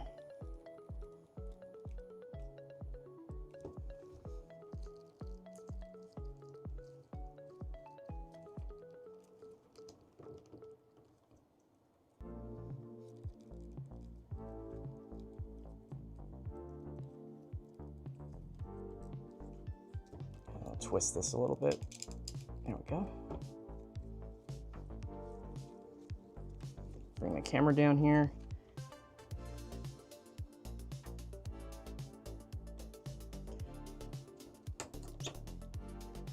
Bring that in, bring that one out. It's nice, it balances itself very nicely. The tail's not even touching the ground right there. There's our 1954. It would never ever pose like this in the movie, right? There you go. There you have it.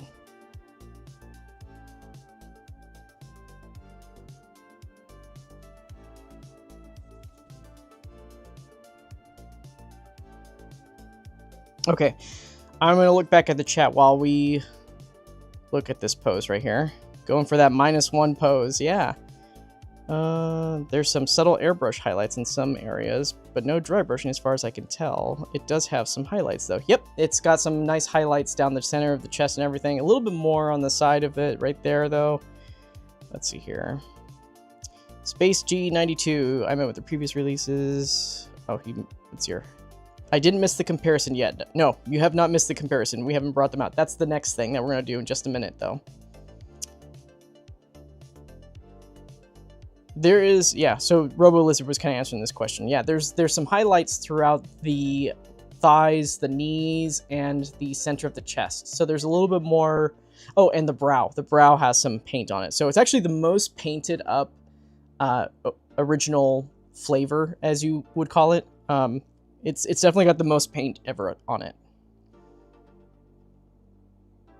Oh yeah, for sure. Red Cat says, ever since the first reissue of it, it's been painted so well.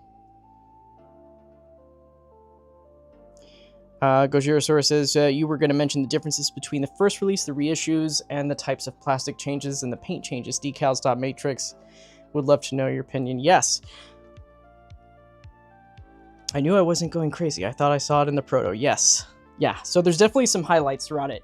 You'll have to go back and look at the earlier part of the stream where I show off the highlights when we're looking at the sculpt in detail, but just a brief shot. You know what? I'm going to keep this one here because it's pretty sick looking. Let me bring in number 3 for this example really quick. So yeah, number 3, for anybody that's just joining right now and you missed it earlier when we were looking at the comparisons, you know what? Number 4 actually was a better example. So number 4 here, You know, it's got some nice, there's an airbrush line right here down the center. There's airbrushing on the sides. It looks like light reflection, but it's not. That's actual airbrushed highlighting that they've got down the thighs right there. The glow, overspray, everything, it looks great. This one is a better example because it doesn't have the on the sides of the middle of it right there. Because the one that we were using for the articulation, it does have a little bit of a metal overspray towards the center of the body, but this one doesn't have that. So, and then it's just got some highlighting throughout, you know, the tail, which is normal. And then the brow of the figure is also, it also has some highlights. So it kind of helps bring out the face a little bit. And then the claws are white. Claws are white this time. The claws were not white in the past.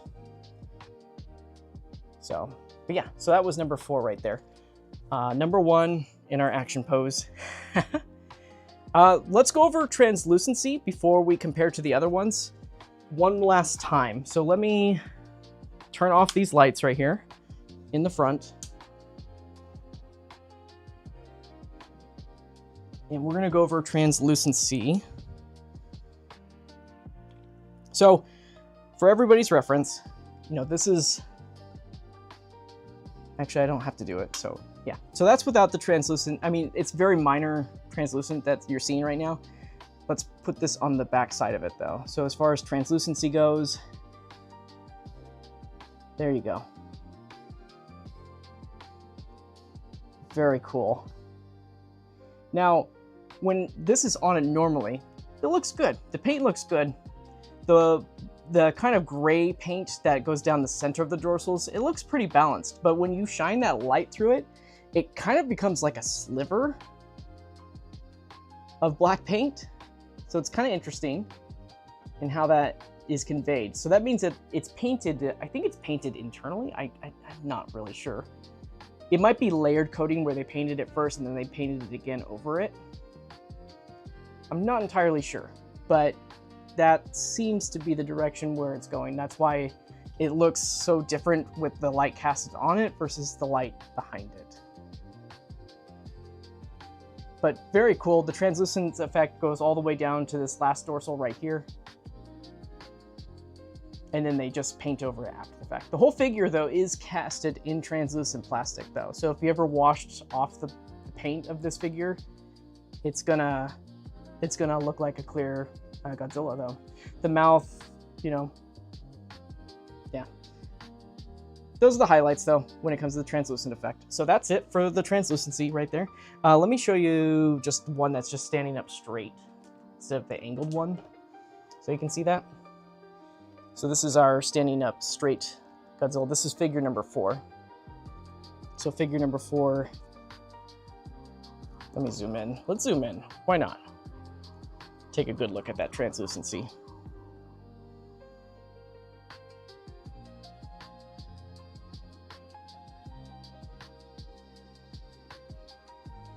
It's going to be really cool in your setups over there. Why not get closer?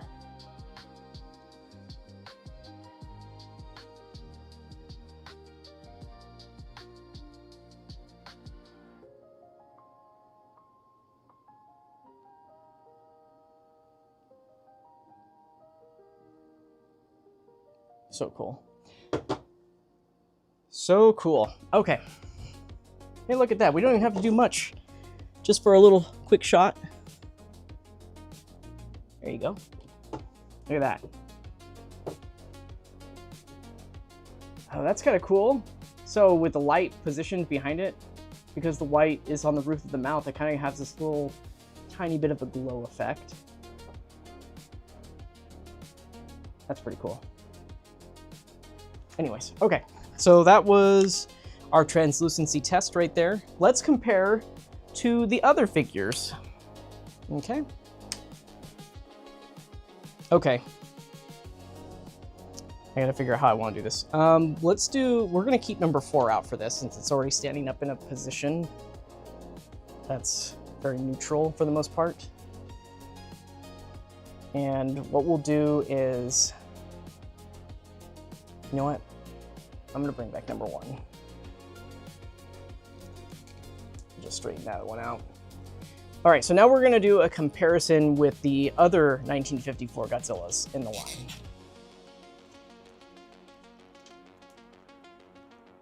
So let me just get this guy straightened back out again.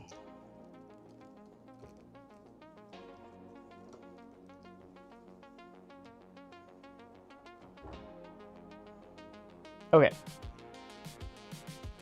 So here is, so this one right here that I'm bringing out right now is the, it's the second reissue of 54, not the first one.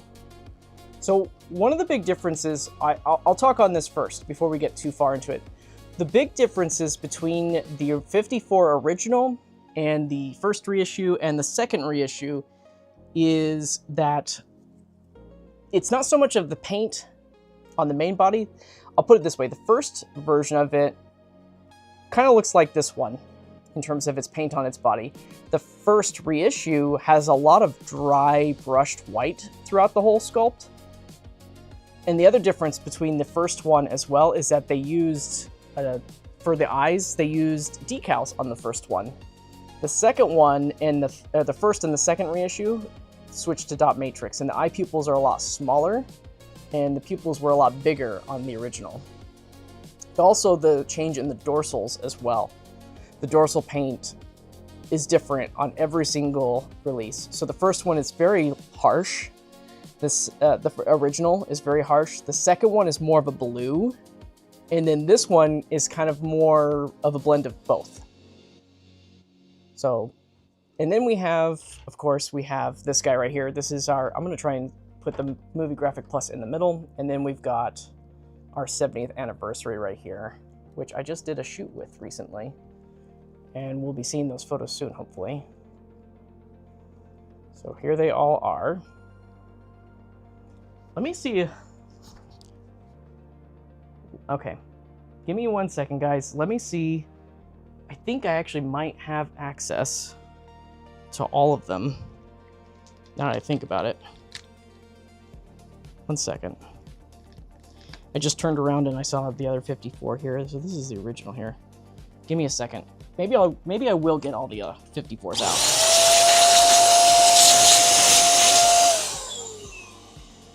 All right, 1 second.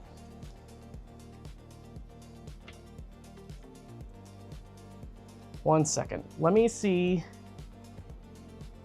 I'm gonna go. I gotta step out for a second, guys. Tell you what, I'll be right back. Give me a small little break. I'll be right back. I'm gonna go get the other reissue. I know I said I wasn't gonna bring them out. I'm gonna bring them out for y'all. So give me 1 second. I'm gonna take a break, and then we'll be 3-minute break. We'll be right back. Okay. All right. So what we're seeing right now. This is, excuse me. This is what you see on the left is the original 1954.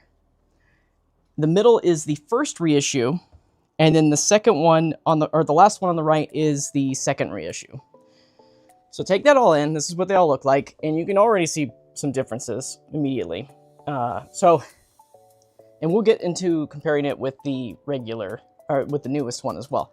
So on our left original, this is the most, I guess you could say, it's got a little bit of highlighting, dry brushing on the chest right here. The reissue, the first reissue, so much more highlighting on the chest. It's almost looks like a vest, right? And then this is the latest version that just came out, which is, in my opinion, the most balanced out of all of them. So that's kind of how they look. And then the eye paint is different too. So let's take a closer look. I'll show you guys one at a time. So the first one uses decals. The eyes are much bigger because of that.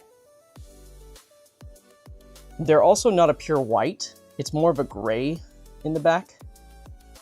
The black eye pupil is a lot larger as well. It takes up a lot of the real estate right there. Yeah. The teeth paint, it's all pretty much consistent between all three of these. It's all about the same. I don't want to go too far into depth of it, just kind of just showing you guys what they all look like though. So, and the paint on the dorsals, so you can see what I'm talking about. It's a lot harsher on the original. The tips, like this has This paint scuff wasn't originally there. That was my fault after some time owning it, so that's my issue. But you can see how it's a lot harsher with the paint. It's not as white. It's more of a monochrome, kind of bluish gray throughout the whole thing. You know, the nails aren't painted on it. So this is the first one. And you can just, that's what I mean by harsh, like the tips are a lot more highlighted. And then the feet, you know, they're that white toenail paint still, the whitish gray color.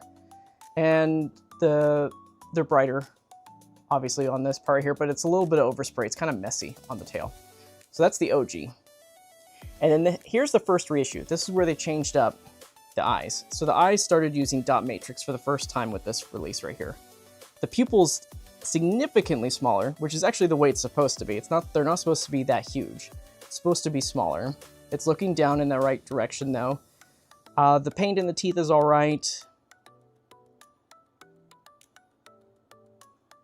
And then when you get to the dorsals, when you compare them, now they're very blue. They're very blue-gray. All those highlights that were very sharp, that was on the first one, so I'll bring it in really quick. The highlights of the first one, you see how they're very bright and white? You lose that with the first reissue. The first reissue gets rid of that, and now it's more of a bluish gray color throughout the whole thing. It was a very interesting reissue. But the blending is very nice. I will point that out. The blending is nice on this one. And then it has this weird extra dry brush effect on the front. So now there's highlights throughout the whole sculpt, which brings out the detail, but it's not consistent throughout the whole figure. So it's only just on the chest, the abdomen, and the legs, but the arms don't have it. So it just kind of like looks like a vest. And it's not even on the back of the figure either.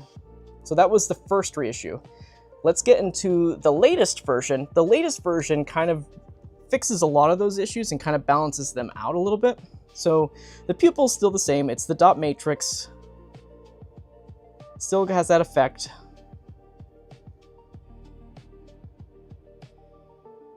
And then when you look at the dorsals bring back a little bit more of that white, but this time they're not harsh. So it takes the best of what the other two figures did, and it kind of corrects a lot of that. So now they're a nice blending. You still get a little bit of the black in the middle right there. It still has the monochromatic look to it, but it's definitely the better of them when it comes to the dorsal paint application. And it also got tones down the dry brushing that was on the front of the chest right here. Like now it's more balanced. Now it matches the sides of it and everything. It still has it. The first one didn't have this, but you can still see that dry brushing effect right there. But it's just more balanced. So if you do want the original Godzilla 1954, the best rep is the second reissue that they did. In my opinion, that's the better one of all of them. But if you really like the eyes of the first one, you know, I wouldn't blame you because they use the decal. So here's what they look like side by side. So the first one there, you can just see how much bigger the eye pupil is, but it's also not as vibrant. And then the new one.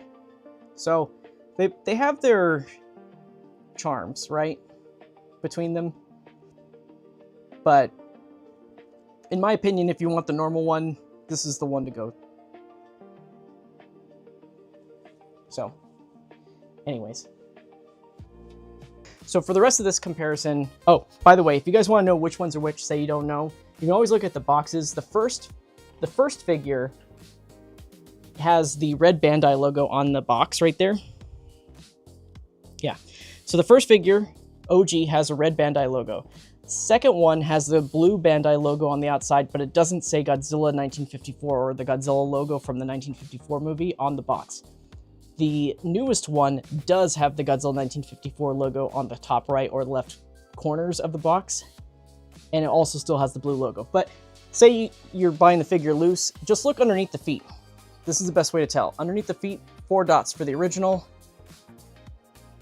3 dots on the foot right there for the first reissue, and on the bottom of the second foot right there, 2 dots. So that's the second reissue right there. That's how you can tell. All right. Now for the rest of this comparison, we will be showing off the Movie Graphic Plus with the 70th anniversary, with 1954's Movie Graphic Plus in the middle. Okay.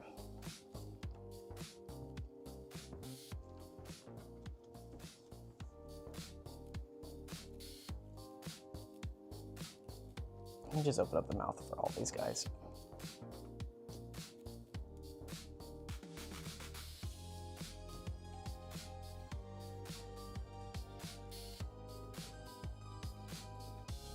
Okay.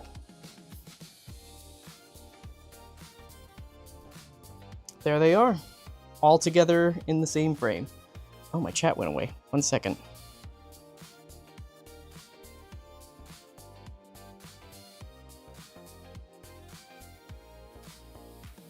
Yeah, okay.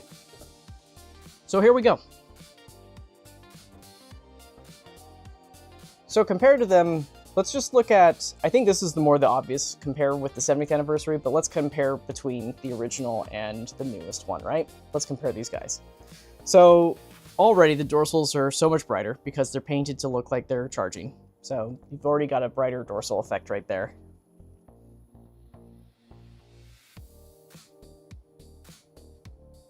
As far as the paint goes, a little bit more of that monochromatic throughout the whole sculpt right there. Honestly, it didn't look like this at first to me, but now that I've had them side by side right here, this is definitely more of a gray, charcoal gray. This is kind of like a bluish charcoal gray throughout the whole thing, which is more it's just monochromatic, right? Throughout the whole thing. So, yeah, it looks good. The teeth are definitely way more white on this one. If we open up the front of the mouth here, let's open that up to the max.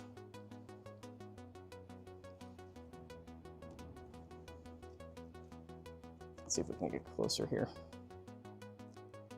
Yeah, so very flat painting on the inside of the mouth of the original, but that's okay. It's what it's supposed to be, right? And then on the new one, you can see a lot more detail in there. It's painted white, bright white and everything. As far as the chest goes, it's similar. I don't know if it's coming up on camera that well as much as I see it in person, but this one definitely has a lighter finish than this one does. This one's a lot darker on the left. But you can see the white highlight that's there. This one doesn't even have that, but it's got a dry brushing effect throughout the whole sculpt right here instead. So they're aiming for two different things right there. And then also this one has some highlights on the thighs and everything. So there's that going for it as well. As far as the paint on the toenails are definitely brighter on the original than the new one. The new one's the same color, it's just not as bright. And then when we compare the dorsal paint, obviously that's the biggest difference, right, between the two. It's like night and day, right? One's illuminated, the other's not.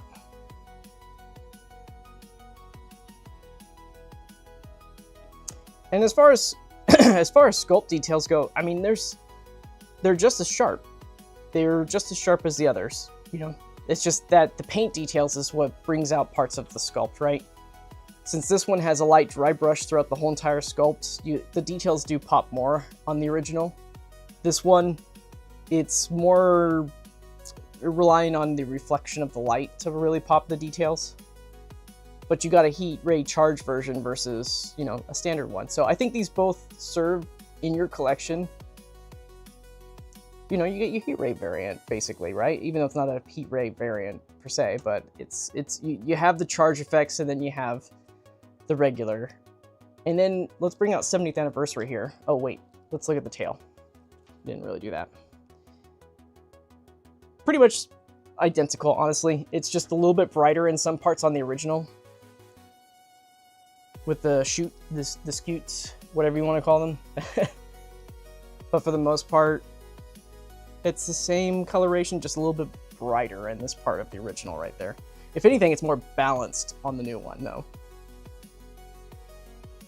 And then let's look at the 70th anniversary with it now. So the 70th anniversary, again, This is one that's just, you have to have in your collection anyways, right? Because it's a brown colored version of it. I mean, I remember when the first 1954 was released, everybody was asking, you know, oh, it'd be so cool if they did the brown suit version of it. And then sure enough, that's what they ended up doing. But it was based off the movie poster instead of the actual suit colors. So, but I'd like to think that this is what the suit colors look like, right? And they go so well together. They look so good. All three of these figures really look good together. They really do. Smash Blaster, is the size of the quality sticker also a tell about which version? Yes, the quality sticker on the box. If you go to my website, by the way, for these guys, you can actually see all 3D. 3 of the 3D box arts for all of the releases, and you can see what they look like. Let me drop that in the chat really quick. 1 second, guys. I'm going to drop this in the chat for y'all. So if you go to my website right here, I just linked it in the chat. If you click on that and follow along with me really quick, scroll down. Oh, you know what? Click on the, I gave you the link to the newest one. Click on the original Godzilla head right there at the bottom. And when you scroll down, you'll see 2016 3D box art, 2020, and 2023. You can look at all 3 of those boxes right there. The box that's on display is the latest version on the website, but if you click any of those 3 links underneath it, you guys can see all the differences between each of those boxes right there. So, hope that helps.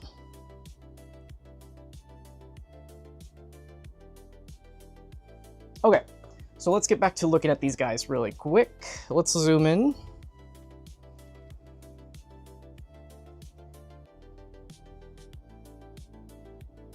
I mean, it's just like night and day, right? Totally different flavors of figure right here. This one is spectacular because you get so many extras in there. You get the beam effect and whatnot. You get the plane. You are going to get the goofy eyes, though, because they are not looking straight. Because they're trying to be like the suit. This one is not trying to be like the suit. This one's just trying to give you the straight-on look, which is, it's nice. It's different, right?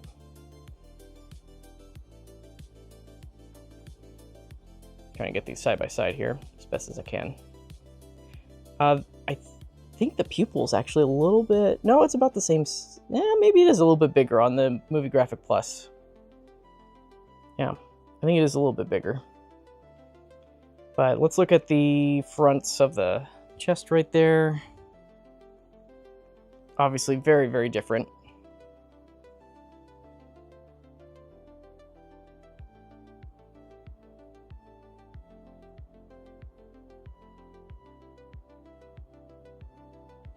Very different on the toes too. Let's do the side. Yeah, as far as detailing with the paint and stuff, the 70th anniversary has definitely the most. So much more painting, especially with the weathering and shading effects throughout.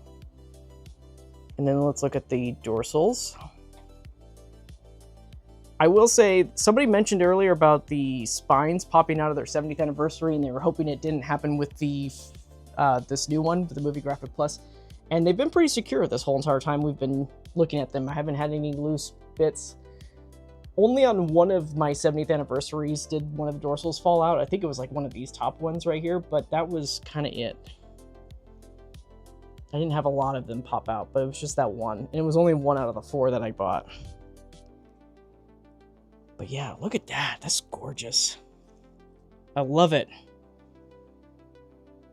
Very, very cool. And then the fall off on the paint on the fall off of the paint of the 1970 of the 70th anniversary is a little harsh, especially right here.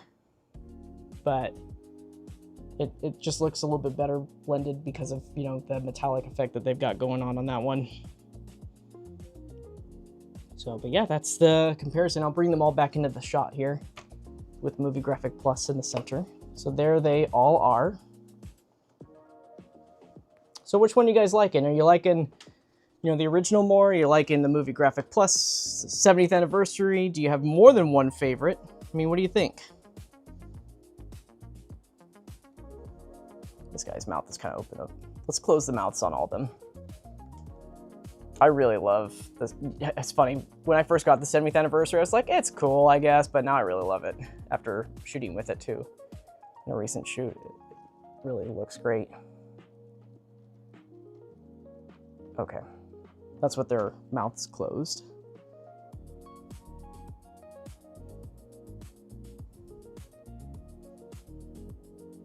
So what are we thinking, everybody? Which one are we all liking? Do you like all three? Do you like a few of them? Just a couple of them? What are we all thinking here?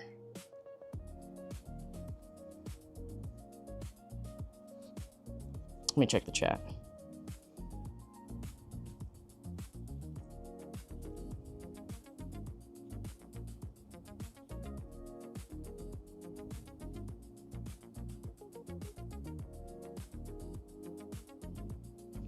All right, Gojirosaurus says he likes the MGP the best.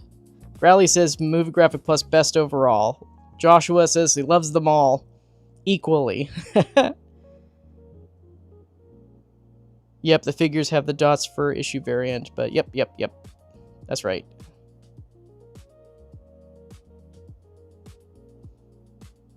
Let's see here, Gojira Blaster.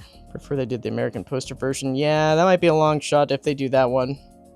Maybe in the long time future from now, but they're not doing that anytime soon. Robo Lizard says, I love the spines and the eyes a bit. Do wish he had some dry brushing, but hey, it's not bad. Yeah, the dry brushing is completely gone on the body. It's more of an airbrush effect throughout it. And I think it's supposed to be because it's supposed to be darker throughout the whole sculpt. But it's interesting because it's lighter in parts of it, like the knees and the thighs and the center of the chest. Rip googly eyes. Hey, you know what? They're still googly eyes, right? In the very end of the day, they are still googly moogly. They're just front facing on this one right here. That's all. And then Space G92 says MGP and 70th, they are underrepresented in merch. It's always the same sea of monochrome between all releases. I agree with that. Yeah, they are. It's a nice take. I am enjoying both of them. So here's my final take on how this works. If I had to go with the ones that I really like, it's kind of interesting. It's kind of interesting how I'm going to rank these right here because... Okay, this is really tough. As far as the best rep for me, it's always going to be the base form. So I do enjoy this one the most, right? But that doesn't mean that these ones are very far off. Now, as far as like the best figure that's painted out of all these, definitely the 70th anniversary. This is fantastic. It's phenomenal. It's not my favorite 1954 rep because I don't really care for the coloration of it, like the suit colors and stuff like that, but it is so neat and it's so well done. And for that, it deserves to be at the top of the list, but from my list, I still give it to the original reissue, second reissue. This one is my favorite out of all of them. Now where does this go? Again, it's a charged variant, so it kind of has its own unique take, right? Like, where does it go in the collection at the end of the day? And for me, I would say it's tied with the 70th anniversary. I don't want to put it below that because it's still good and it hits where it's supposed to hit, right? But it's not awful and it's not to the point where I'm going, I don't know. It's just not that it's not better than this one and this one's not better than that because they're so different from each other. That's what I'm trying to say. So for me, the original reissue, number one, these two tied for two. Although if I have to be honest, I'd probably give 70th anniversary just a little bit more of a nudge. That's how I'm going to rank those guys though. So other than that, the translucent dorsals on Movie Graphic Plus, phenomenal. They look great. The translucent plastic is also hardier throughout the whole figure. You can definitely feel a difference between these two and this one. This one feels a lot more of that translucent brittle plastic kind of feel to it, whereas these ones are softer in the way that they you feel them. But as far as articulation goes, they move just as well between all three of these. This one has a little bit more of a higher tolerance, that's for sure, being made out of the translucent plastic. So I call it a win. For everybody's references for MSRP, let's take a look at this where we left off. 1 second. Okay. So the latest version of the original 1954 was $85. That's how much this one was listed at. It was $85 back in 2020. And then the 70th anniversary jumped up in price because of all the accessories and also being made in the modern day of past COVID and everything and tariffs and whatnot. This one didn't actually get hit by tariffs, by the recent changes of tariffs, but just rising costs of materials. The price ended up being $120. So you went from $85 to $120. Movie Graphic Plus comes in at $110 because it doesn't come with the same accessories that the movie, that the 70th anniversary does. It does come with the papercraft, and it does seem like that's going to be the main price point for the Movie Graphic Plus line, is about $110 to $120. Unfortunately, Movie Graphic Plus 1989 and Movie Graphic Plus 2016, those were announced when the tariffs were like at 144%, so they were priced a lot higher than they should have been in the United States. They probably would be a lot less, but that's the reality of the situation. And of course, they don't reduce the prices. Once when the tariffs go down, they just keep them the same, and then they put them on sale later on. So that's how that goes, guys. Anyways, so that was it for our comparisons between all of them. Let's do some size comparisons. Get your requests in the chat. We're not going to spend too much time on this, guys, because we just spent extra time with the originals. So we're going to just do a handful of these. So get your requests in the chat. Who do you want to see compared to the Movie Graphic Plus Godzilla here? Bolton 2 seconded it. Gojira says, again, to me, Movie Graphic Plus is the closest balanced out to what appears on screen due to film stock age of it all. Hey, I agree with that too. It actually looks really close to what you see on screen. Yeah, especially for the charged variant. If it wasn't a charged variant, I probably would have the Movie Graphic Plus higher on my list. But that's my personal preference. I'm not too much into the heat ray charge stuff when it comes to making them my number one. Let's see here. Okay. Anguirus 72. Ah, whoa, look at that. Hold on, Robo-Lizard. Hold the phone. I have to walk back to the computer for this because we have a super chat by our friend Robo-Lizard. Ding, ding, ding, ding. Thank you so much, man. I appreciate that. And I will honor that request. We will get all of them out here just for you. Thank you so much. Let me grab, let's see here. They're all still out too. So we're going to bring out the 1989 Movie Graphic Plus with, this one took a tumble, so I have to blow off the air on it right here. The cats decided to play monsters, and this one took a tumble. Not too much of a tumble, but you know, once when it hits the floor, oh boy, cat hair everywhere. Okay, so here is 1989. We're gonna get all of them out at the same time. So here's the Movie Graphic Plus 1989, and then let me grab the Shin.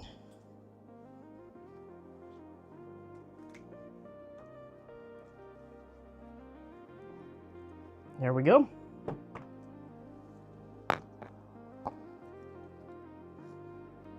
Okay.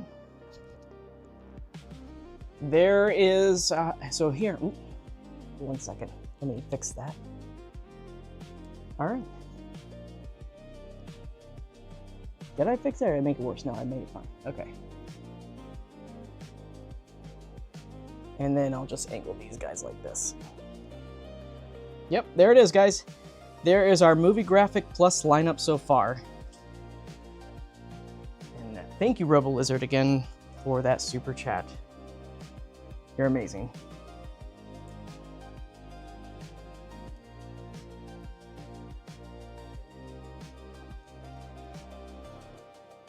Okay. So yeah, there they all are. Let me zoom in on those. Oh, you know what we'll do? We'll also put their posters in the background, right? I don't know if I can get them all up here because of the tail.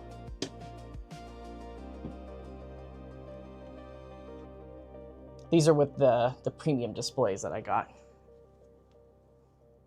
Of course, light reflection.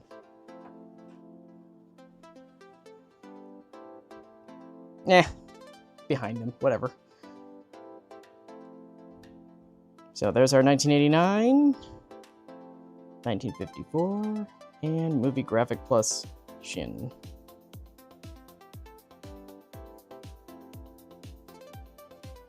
They look great next to each other. And then just to have the posters out here. I did this earlier in the stream, but I'll do it again. Here are all the posters.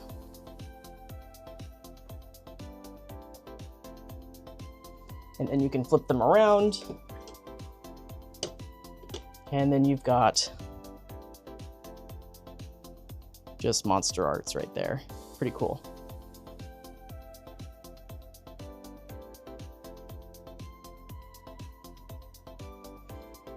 Okay.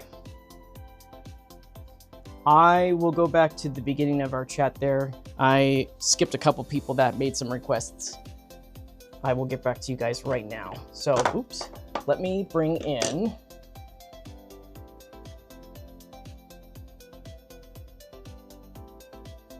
All right, here's our Movie Graphic Plus 1954 again. And we're gonna bring out Suko, because Mr. Josh Knott cannot get enough of his favorite monkey.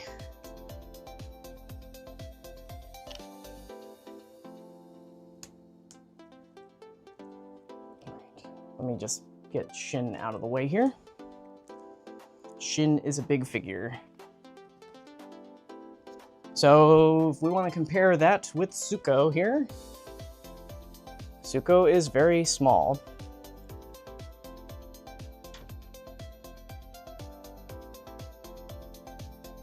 Oop, keep bumping the table. There we go. All right. There is our, so just so everybody knows, Godzilla 1954 is not a 6.3 inch figure. It actually stands at 5.9 inches. So it's a little bit smaller.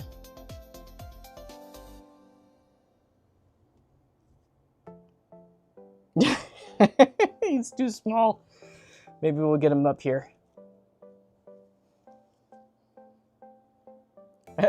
Meet my ventriloquist. It's my interpretation of Kong ventriloquy here. Yes. Yes.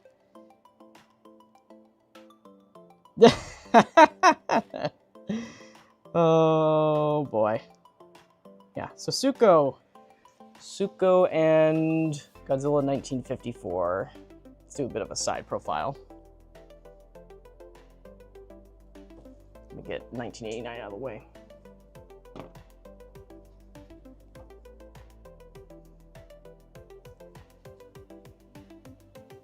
Okay.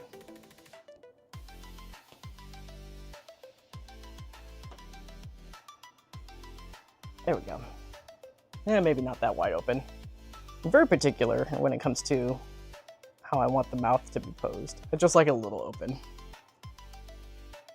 All right.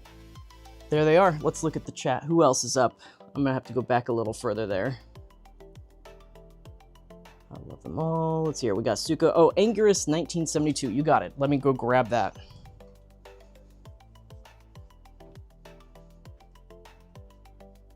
I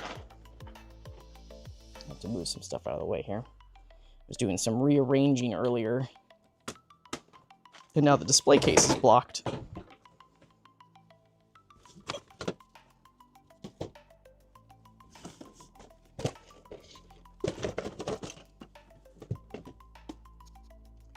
All right, Anguirus.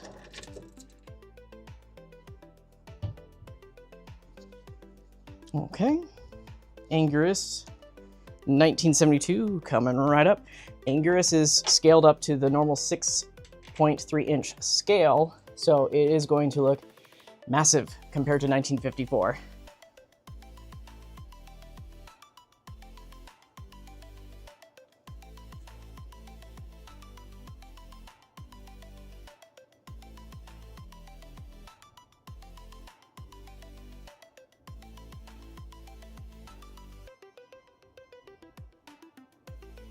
I see a request for Kiryu 2002. I'll get him too. Which 2002? Actually, get back to Connell 7210. Which 2002? Shinagawa or regular? I'll let you let us know which one you want to see. But yeah, there they are. So I would think that if they do a 1955 Anguirus, it will actually be a little bit smaller to match the 1954 Godzilla. Which I'd be okay with, honestly. 1972 can be bigger. That's fine. Okay. The next one... Sure, we'll bring out Movie Graphic Plus Shin one more time, since I had all three of them out.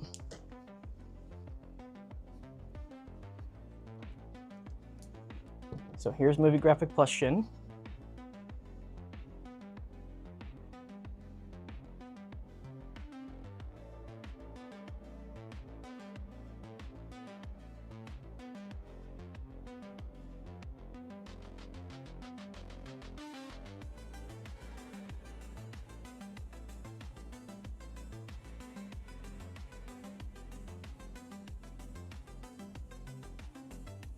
There they are.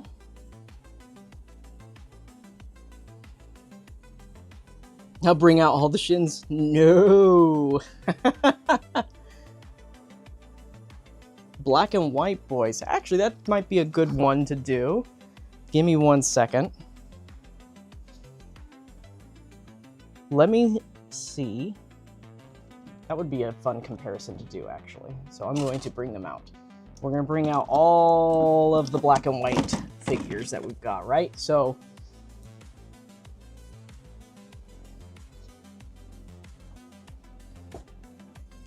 here is minus color. Let me put that Shin Godzilla back.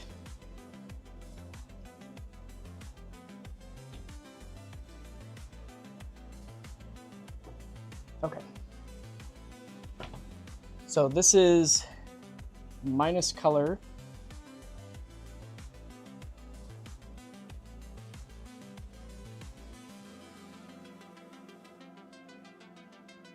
Hold on, let me loosen this guy up. There we go. Yeah. Minus color 2023 with Movie Graphic Plus.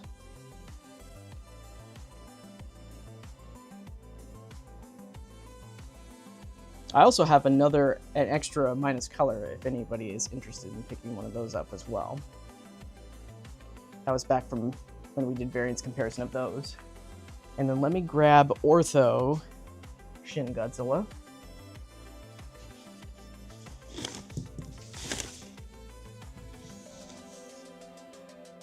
I believe it's this one.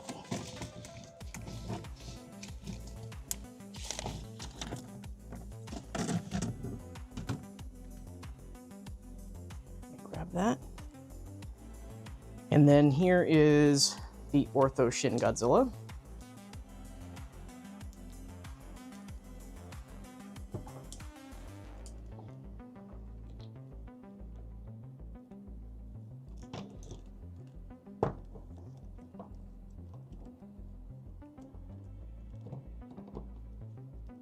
Move that out of the way.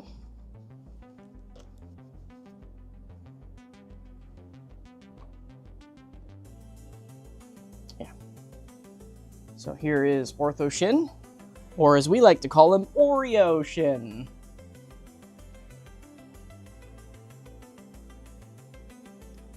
So you can see, so Godzilla 1954 is more of monochromatic, whereas Ortho Shin is more of a true black and white figure. And monochromatic has that blue celluloid kind of film look to it. So that's why they call it that. All right, so there's those guys. Let's see who else going down the list here.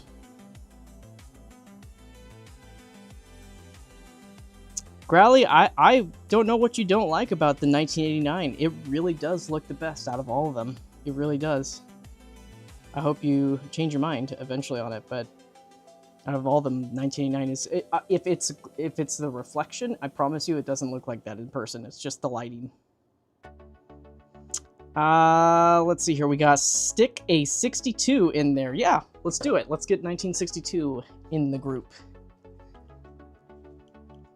Let me just put my minus color back. I try to put these back because what eventually happens is I end up not putting them back, and then I just have a whole sea of monsters on the floor. So I'm trying to put them back as I'm going back and forth. Let's do... which one was it again? It was... I just forgot what I came over here for.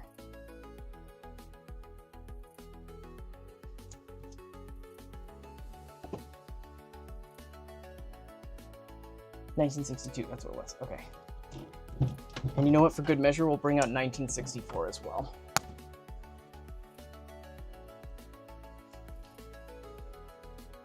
Showa representation, right? So here is... let me move Shin out of the way. And here is Godzilla 1962, which very well could be getting a... it could very well could be getting a MGP release.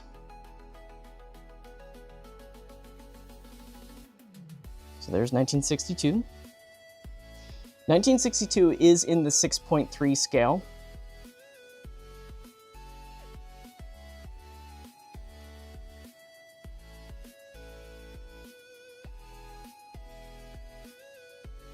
And then let me bring out 1964. 1964 was the very first Showa Godzilla that they did. So it was intended with the Showa figures that they were going to do them at the 5.5-inch scale. And of course, people did not like that. So it is smaller by comparison.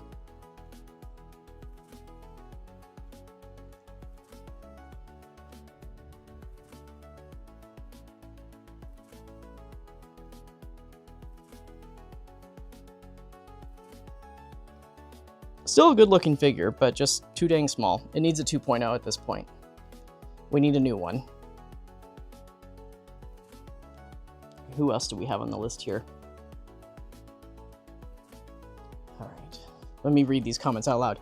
Joshua says, seeing all three, 89 definitely just feels like a reissue versus the other two feeling like original releases. Yeah, it's if you haven't checked out my stream for 89, if you go look at them, and also my social media for the comparisons of the originals and stuff, you can definitely see that the original is way more of a light blue color. I think Movie Graphic Plus, even if it may seem like a reissue to you, I think it's still the best rep though. It looks the best, the paint is the best. It just captures 89 overall.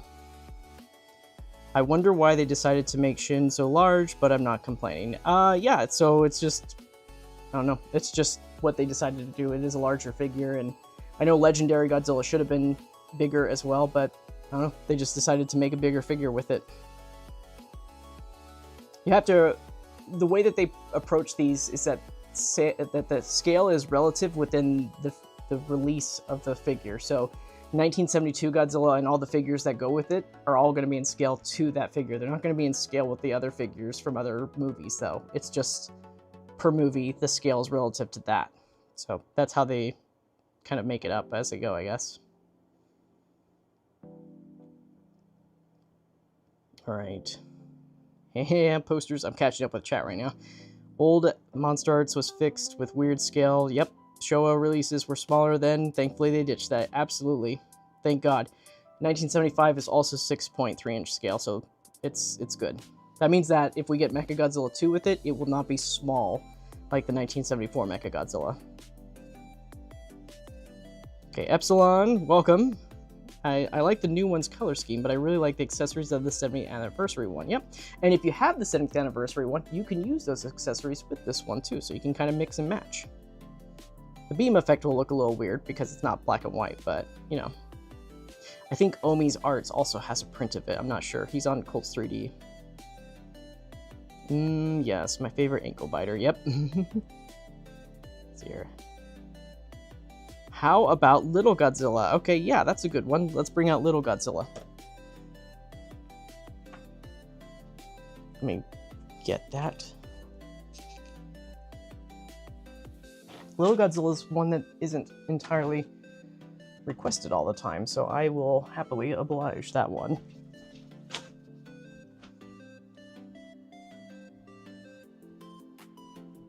There you go.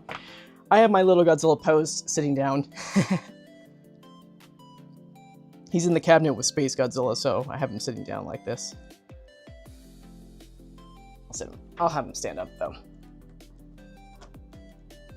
Little Godzilla it's just a little companion figure. It has articulation, but honestly, it's pretty non-existent when it comes to doing anything dynamic. Like, there's no head articulation or neck articulation. It's just one piece. Definitely a product of its time. But yeah, here is Little Godzilla. Shinichi Wakasa sculpted Little Godzilla right here as well. Let me bring it out just a smidge. There we go.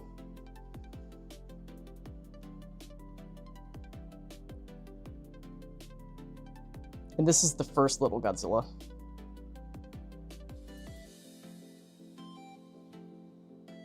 Who else do we got on the list?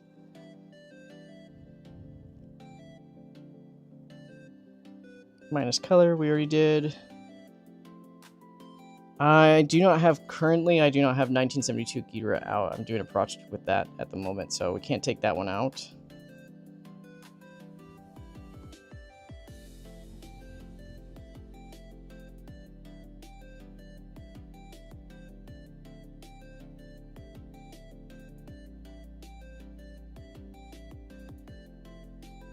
Yeah, when it comes to the other black and white versions, they don't pop as much because, you know, they're not really scene specific as much as it is an interpretation of what the black and white look does, right? So, let's see here. If they were charging and celluloid, maybe, yes. Let's see here. Parrot says, Little Godzilla desperately needs a new release, repaint, yes. Yeah, it does. A lot of people would love that in their collection. Maybe if they do a 1994 2.0, they'll package it together because I don't see them releasing Little Godzilla on its own. Yeah, Little Godzilla has no neck movement. No neck movement at all. It's very limited. It's just, you just have the, you know, points of articulation in the leg and the arms, and the torso can move a little bit. No tail articulation either, it just kind of twists back and forth. So it's very much a companion piece that can articulate a little bit. The mouth can open and shut. Most of your movement's going to be coming from torso articulation, and, you know, like I wanted mine to sit down and have this like, kind of look. So I do that with mine. Okay, who else is on the list here? We've got Showa Mechagodzilla. Yeah, we'll do that. What movie graphic plus atomic breath minus color? There is no movie graphic atomic breath minus color, but we did bring out minus color for 2023 already. So, but let's bring out. I'll bring out 1972 Godzilla as well. We'll complete our Showa, and we'll bring out 1974 Mechagodzilla. After that, we're going to just do a couple more requests, and we'll move on to our fan Q&A. So here is the 1974 Mechagodzilla. Now this one, is this my custom? Yes, this is my custom. This is my custom painted one, right? Is it? Yes. This one, all I did with this was I just gave it some weathering effects throughout. So it actually scales nicely with 1954. It scales even better with 1974. Or sorry, 1962 Godzilla. But there they are together.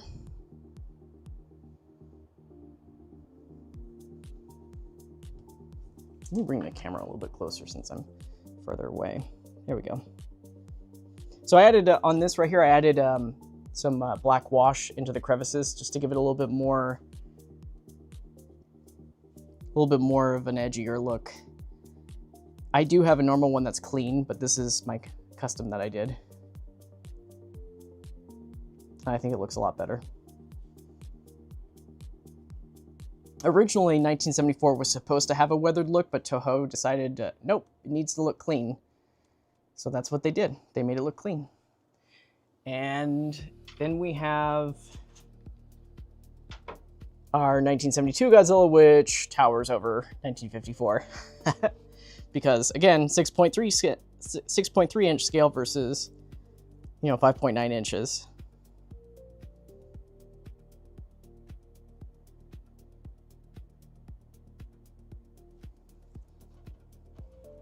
I have these guys angled in my case a certain way, so if you see that the tails are facing one way versus the other way, that's why. Yeah, so that's the 1972. Is this my custom? Hold on. Yes, this is the one I customized so that the mouth can close a lot more.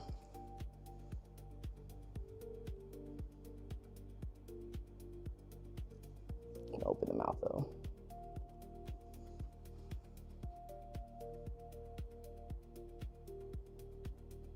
So yeah, so 1975 Godzilla is going to be as big as 1972. Okay, looking down the list here. Connell says, Kiryu 2002 regular version. Let me go grab him.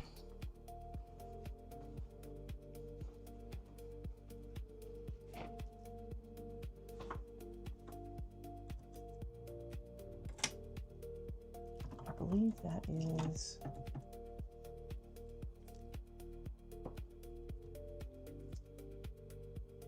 Yes, this is the regular one. I have all my special colors in one case, and then I have the regular ones in the main display.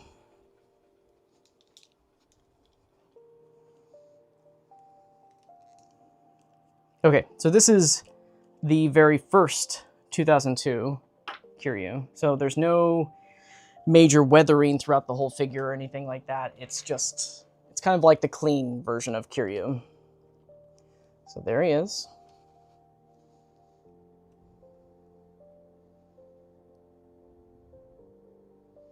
Gotta turn the brightness down because it's so metallic.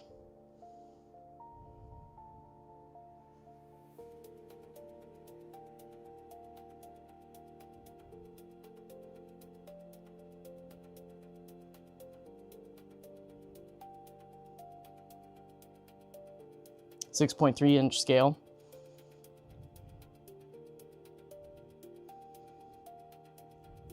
Let's see here, Shin's other forms.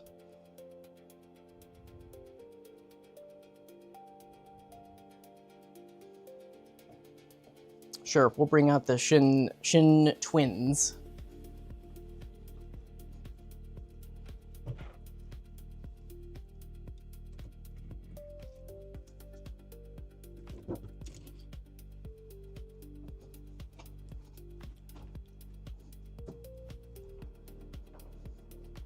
Okay.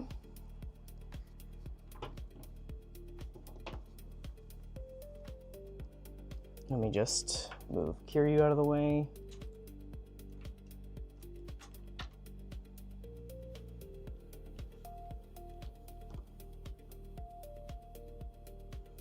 So here is, sorry, I think they fell over in my display at one point, so they're not quite posed up at the moment. So here they are. This is the first versions of the Shin twins set. There we go. I had to open up that mouth there. All right, there you go.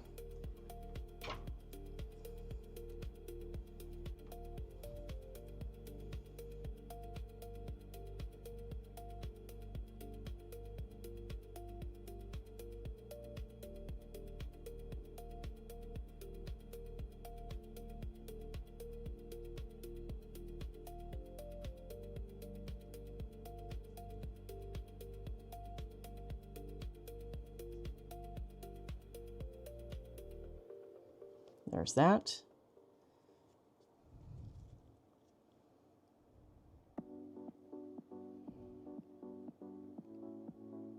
Bolton 2 says, reminds me, gotta get that 75 pre-order this week. Yeah, man, get that in. Mechagodzilla needs a decisive battle version. I think the 1974 figure needs a whole brand new figure so that it's a lot larger. That's for sure. Seems the mecha upgrades gave him a height boost. Ha ha ha ha. Yes. Alright. Alright, guys. So we're gonna do two more requests here, and then we're gonna go into fan Q&A. I see we have Destroya, the new version. Let me bring that guy out.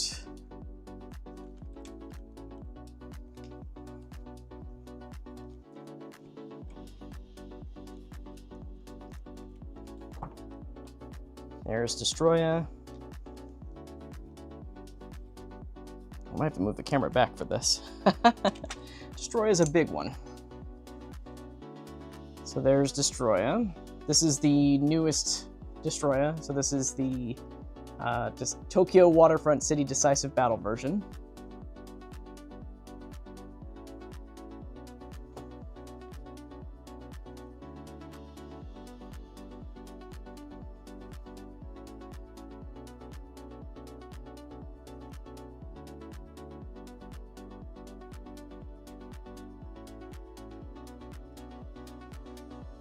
Massive, absolutely massive. I wonder how this fight would end with the original versus Destroya, though. That'd be a pretty sick fight to watch. Okay, and then I think for the last one, we will end it with Godzilla 2000 from Godzilla vs. Megaguirus.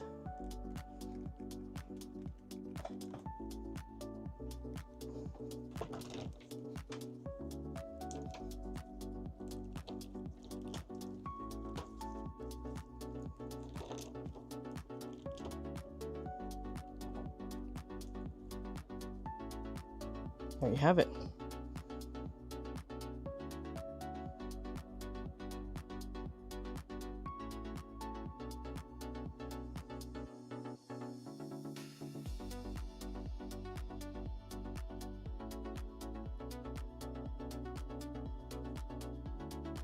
There they are. And then one last thing I will do. So that was Godzilla 2000. This is kind of like a little bonus right here. This is the Oxygen Destroyer paperweight that was sold on Premium Bandai at one point. I think you can still get it today, but it is a paperweight, so it's made out of all metal and everything. Not to scale, obviously, but I love the detail on this. It's really cool.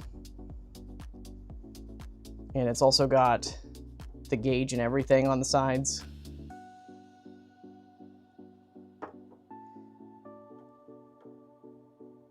Doesn't move or anything like that. It's just meant to be a paperweight. Nothing special by any means. And then one last thing I will bring out. That is also not. Give me a second here. I can get to it.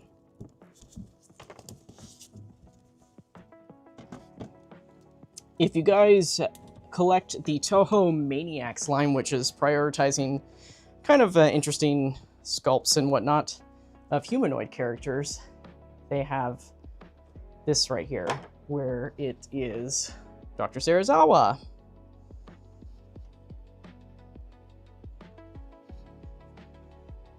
If anybody has ever played Godzilla Generations, you can reenact this, even though this other figure doesn't move at all. But for photography purposes, why not, right? Giant Serizawa. Bring him closer here.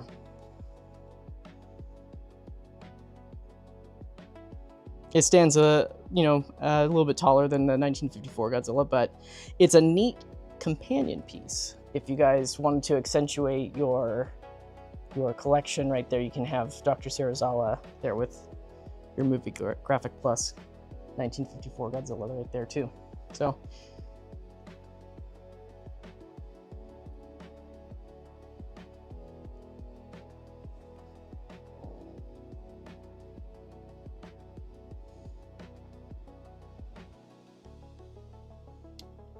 So yeah, that's it right there.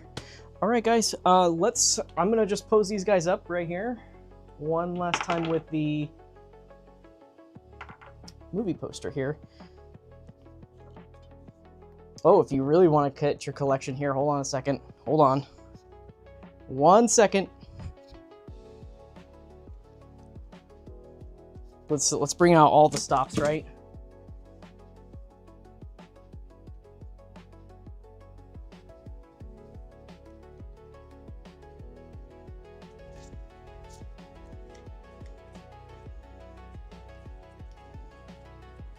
Just a second. Yeah. For anybody that loves to do dedicated kind of stands and stuff like that and displays, you can also go with an acrylic logo, or you can go with the poster art as well, or you can do all of them all at once, right? So very cool, right? Get all these things in there. Yeah. Currently, I don't have these for sale anymore, though. They haven't issued these in a long time, so I don't have any of the acrylic logos, but I will drop, like I said, in the description of this video, I will drop in the description for how to get the premium display. Let's rotate these around. Actually, I like it like this better.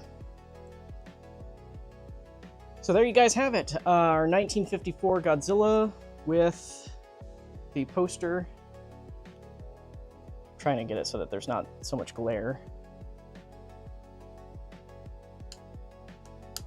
Yeah, it may not be able to be helped.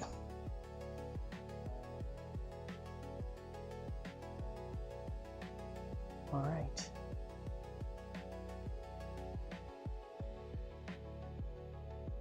There you have it, though. That's it.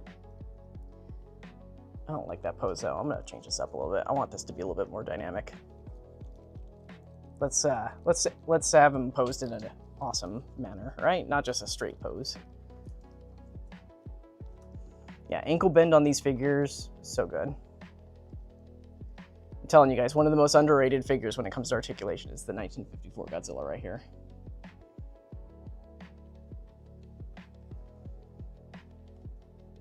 Let me just stick these further back.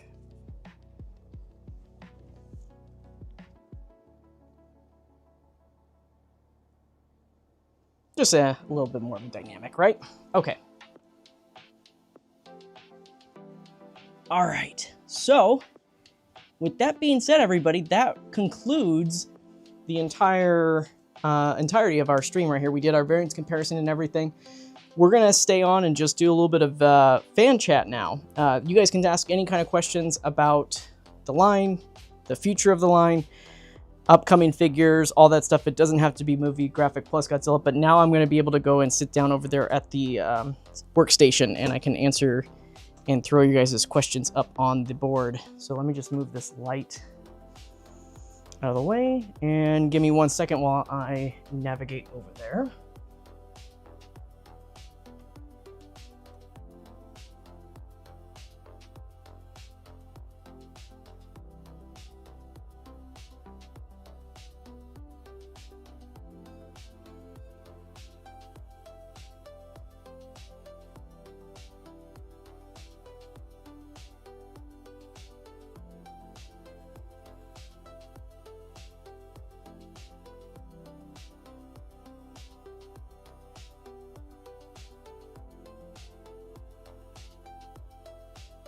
Okay.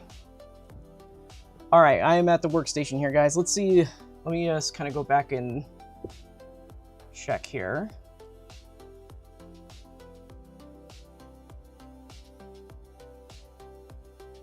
Hey, Michael, Super Godzilla's soundtrack was released, it seems, in Japan. I've heard the soundtrack. Did it get a re-release? Because I'm familiar with its track being available in Japan.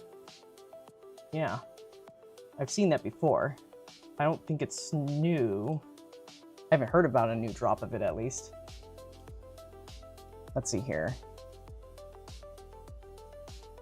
Oh, got the Maniacs. Yep, and I also have the Technicolor one, which we'll be doing a new video series called Companion Pieces, and I will be highlighting that Technicolor, Dr. Sarazawa. So look forward to that. Sidekick. Oh, you knew. Yeah. So you didn't know I was bringing that one out. Aha. I need the original black and white one. Yeah, that got reissued already once already, so interesting. Let's see, how long have we been going? 3 hours and 13 minutes. Yeah, we're going to go until 3:30 for fan Q&A, guys. Unless it's really good, I might stay a little bit longer, but yeah, let's go until then.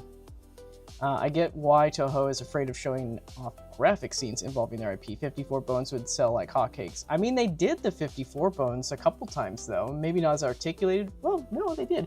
The Gashapon one was also the skeleton, and they also did the T-Facto model kit of the bones, too. But that would go hard to get a MonsterArts skeleton. That would be really, really cool. Yeah. Yeah, 54 skeleton would be really cool. Absolutely. I agree with that.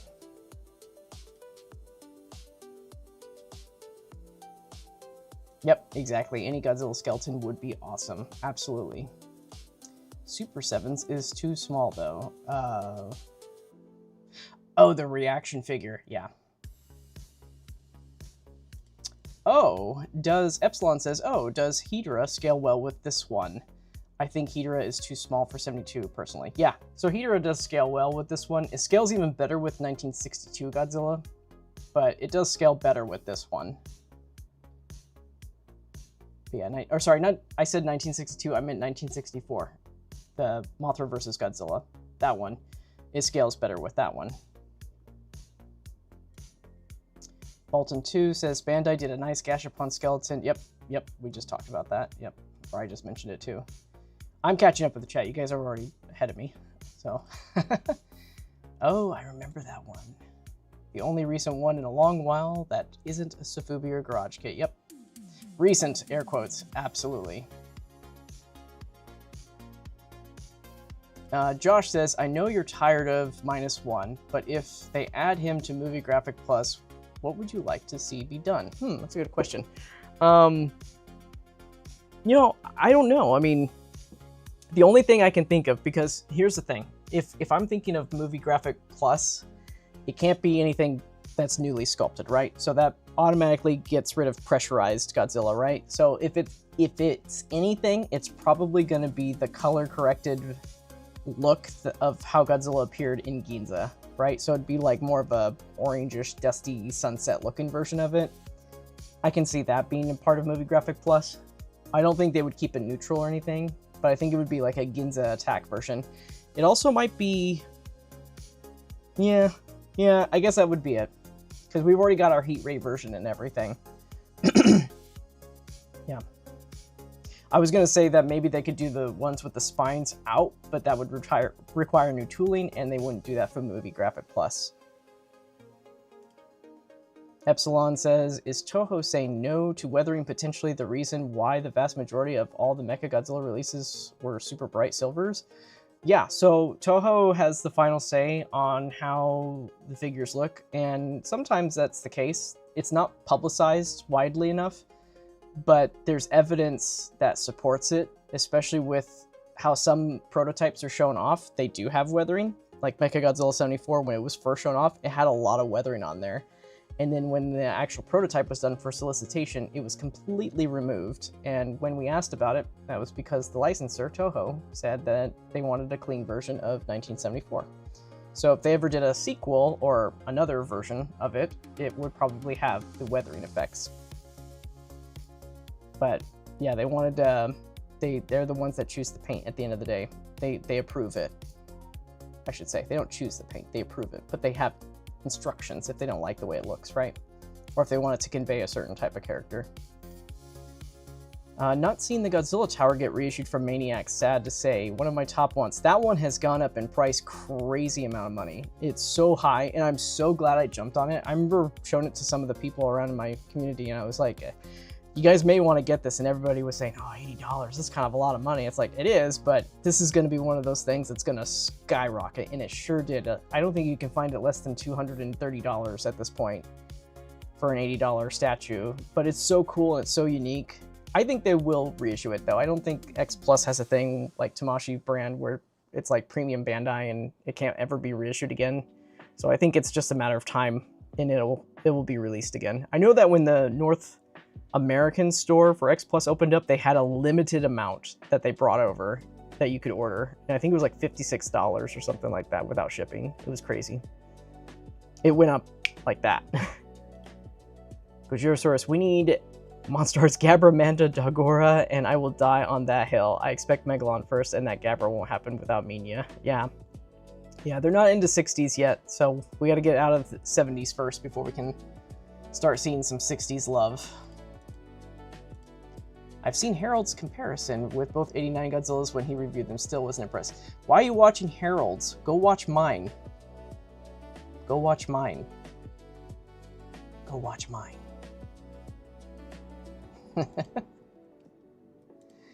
I already put Hedera. I gotta get out of this saying that. It's not pronounced Hedera, it's Hedera. I've looked it up. It is Hedera. I have to completely change how I've been pronouncing that name. Hedera. I've already put Hedera as mine. Okay, very good. Heck yeah. Man, that Godzilla 2000 is so good. Yes, it is. It's a great figure. It is peak MonsterArts, as they say, right? It is the best articulated figure in the entire Godzilla line that they have. Yeah, it's hands down. That Ginza color makes more sense, but I'd still want an Atomic Breath minus color for Movie Graphic Plus. Man, I really don't want another move. We don't need another heat variant. We already have a heat rate variant. If you missed the other two, I get you on that right there. Because now you can't get them without spending aftermarket, but I'm done with Heat Ray. Personally, I'm done with Heat Ray. We've already had two. We had the event exclusive and the Heat Ray exclusive that was in Japan. But I'm done with Heat Ray versions for -1. I don't think we're going to be seeing any -1 stuff for a while, though. Now that -0 is on the way, they're going to take a break with -1. Bolton 2, I tried to get it on X Plus USA, sold out too fast. Yeah, it sold out so quick. I remember when it went live and I checked the next day and it was already sold out. So it may have sold out within hours. Let's see here. Gojirosaurus, I could see a Movie Graphic Plus King Ghidorah 64 years after being initially done in the fiery initial, sorry, I'm having a hard time reading this for some reason. I could see a Movie Graphic Plus King Ghidorah 64 years after being initially done in the fiery initial appearance. I think you meant to say first initial appearance. As it's scene specific, it's rarely been done in figure form. I mean, if you're talking about King Ghidorah, it's not ever going to be in the Movie Graphic Plus line, but they might do like a special color version of it in the future. But that won't ever be in Movie Graphic Plus. Dang, what did Harold do to you? I mean, you know, I've been talking to him about his setup lately when he's filming stuff, and you know, trying to give him some tips on lighting and color. I watch Harold. I watch in you too. Hey, that's cool. Thank you for supporting all three of us. We try our best to give you different looks and aspects of each of these brands out there, right? So all three of us kind of cross over into MonsterArts. So you've got, and we all each offer different flavors, right? With all of our reviews. Like Harold is more casual with his reviews. Rob is like bonkers and off the wall hype with his stuff. But he's still good with what he means, what he says about his stuff. And then I'm more of the guy that gets in there that like, this is the figure, no nonsense, and like this is what we're presenting about the figure, and we're objectively going to be looking through it. That's my take on these things. It's more about showcasing what you're seeing versus too many opinions. And if you ask for my opinion, I'll give it to you, but it's more about just us talking about what we're seeing on camera. I hope we get more MonsterArts vehicles, even effect set reissues. I mean, that'd be really cool. It is in the survey to get it. I gotcha. Oh, you did mean fiery. Okay. Cool. Oh, in flames. Yeah. That'd be an interesting take. That would be interesting. I have the Japan heat ray. Joshua says, I have the Japan heat ray with the plane, but I just like the idea of translucent white spines like this 54. I don't know if they were all the way white, though. Oh, are you talking about like a -1 translucent version? That would be pretty cool. I would be down for that. I would be down for a minus color version of that if it was black and white with translucent spines. That'd be pretty cool.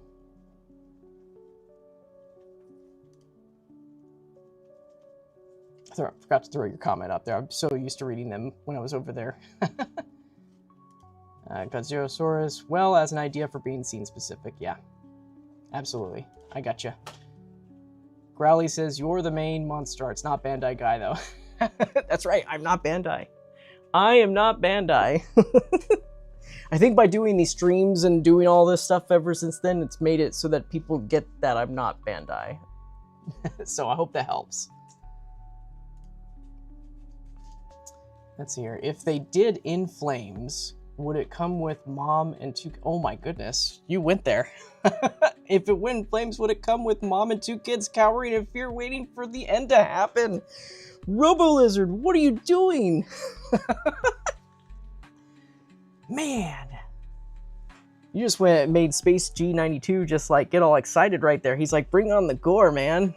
This is like bring on the devastation.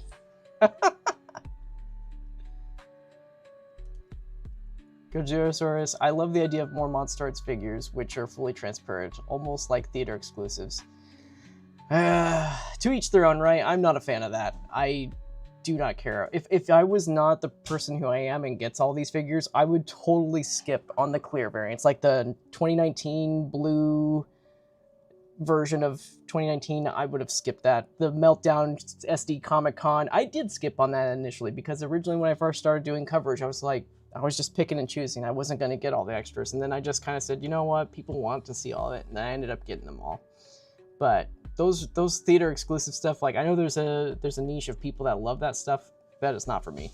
I do not like that stuff. I do not care for it. Oh no. Space G92, you will forever be known as John B. Bandai. MonsterArts, you cannot escape it. It's true. I will probably never ever escape it, but thankfully we have such a wonderful community out there that is also spreading the word that I am not official Bandai, so thank you for that. Growly says, also, when will the repainted shin forms release? Hope you know what I'm talking about. Yeah, they're not coming out. They're not scheduled for, let's see here. I believe it's June. Let me just double check. Oh, they're not scheduled until August. So we got a ways to go before those ones are going to come out. We're going to see them again at Comic-Con. Hopefully they're going to be using the new prototype instead of the one that was used at Solicitation because that one was baked. But yeah, it's going to be in August. So right after SDCC, they will be released in Japan. Let's see here. Epsilon, do you think they'll do a Hedorah 2.0 since it seemed to me like that one was still made with smaller Showa scale in mind? I don't think so. I think that unfortunately they're going to stick with it being the same scale because it's not too small, but it's, I think if they ever do a 1971 Godzilla, they're probably going to scale that Godzilla down a little bit to match Hedorah. So I don't think it will. I don't think enough people complained about it being too small when it was initially released, and I don't think enough people complain about it being too small today. So I think that one's going to fly under the radar when it comes to size. Because it is a larger figure, but it's just not to scale with like 1972 Godzilla, unfortunately. Wow, I love those. It's too small, in my opinion. I want a giant Hedorah, Bandai. Yeah, I do. I want it too. But I just don't feel like enough people complained about the size when it was initially released. That's all. Growly, will we ever get a Heat Ray Godzilla evolved at any point in the future? Shake that 8-ball and tell me what it says. Gojirosaurus, think MonsterArts will ever consider a Build-A-Figure series, parts released with other figures? I don't think so. They're not about that. If anything, they might... If anything that they might be doing off the cuff, it might be like if they do like a figure voting kind of thing. I could see them doing that, but I don't see like Build-A-Figure kind of thing. I don't see that happening. It's never even been brought up in conversations I've ever had in the past with them. The only thing that's ever been brought up that never came to fruition was a Figuarts Zero version of MonsterArts, and that was like a while ago. I think that was back in 2015 they were talking about that, maybe even 2013. But it never happened. They never did a Zero series. I think that's because they just would rather stick with the articulation. But it was a conversation at one point. Joshua Alonso says, I want a re-release of the Heavy Arms Kiryu because aftermarket price is insane. Yeah, that one's only been done once, and they have not reissued or repainted it. It's due for a release. I'll put it that way. It's due. It's definitely due. It's long overdue. Crowley says, you mean with the new head? I've heard about that. Yeah. Let's see here. Space G92, I will cry if Bandai does BAF. We already got the parts, DLC with MonsterArts. That was the worst part of Superhero Gohan. I don't even, this is, when you're talking about Dragon Ball, over my head. Sorry, don't know. Worst part of Superhero Gohan in the month is S.H. Figuarts line. Meme Master says, I want Burning Millennium Godzilla so bad. Yo, everybody wants Burning Millennium Godzilla ever since the fest. I think if enough people ask for it, it could possibly happen. Write it in when you do the surveys under the monsters under other, write in Burning Millennium Godzilla. And maybe if enough people canvass for it, they'll add it to the survey. Oh, he agrees. I don't do Magic 8 balls. Guess I have to wait. Ah, well, I'm sure that there's online you can go find a Magic 8 ball in some weird fashion. I wonder if you can. Now you've got me wondering. Magic 8 ball online. Oh my gosh, I think they do. They do. Okay, here you go. This is for you, Growly. I'm dropping it in the chat. Magic 8 ball. Go shake it and tell me what your answer was. Crowdfunding a big figure like something Legion sized again? I don't know. They haven't done anything about crowdfunding ever. Not for MonsterArts, at least. Yeah. I wish they would, because if they would, I would like them to crowdfund Baggin, because I feel like that figure is like such a high niche figure that I would love, but I don't know if the rest of the people would also jump on board of that. It would need some convincing, but I don't know. They've never talked about doing crowdfunding projects before. So let's see here. Is there a chance we'll be getting a Godzilla 98 because they need to talk with Sony about it in terms of international release? If they do Godzilla 1998, they know both parties, Bandai here in the United States and in Japan, know very well that everybody wants 98 Godzilla, at least on the Western side. And it's had some, it's had a resurgence in popularity in the Japanese market as well. So if they do it, one of two things is going to happen. The first is that it's going to be released and it's going to be Japan exclusive only.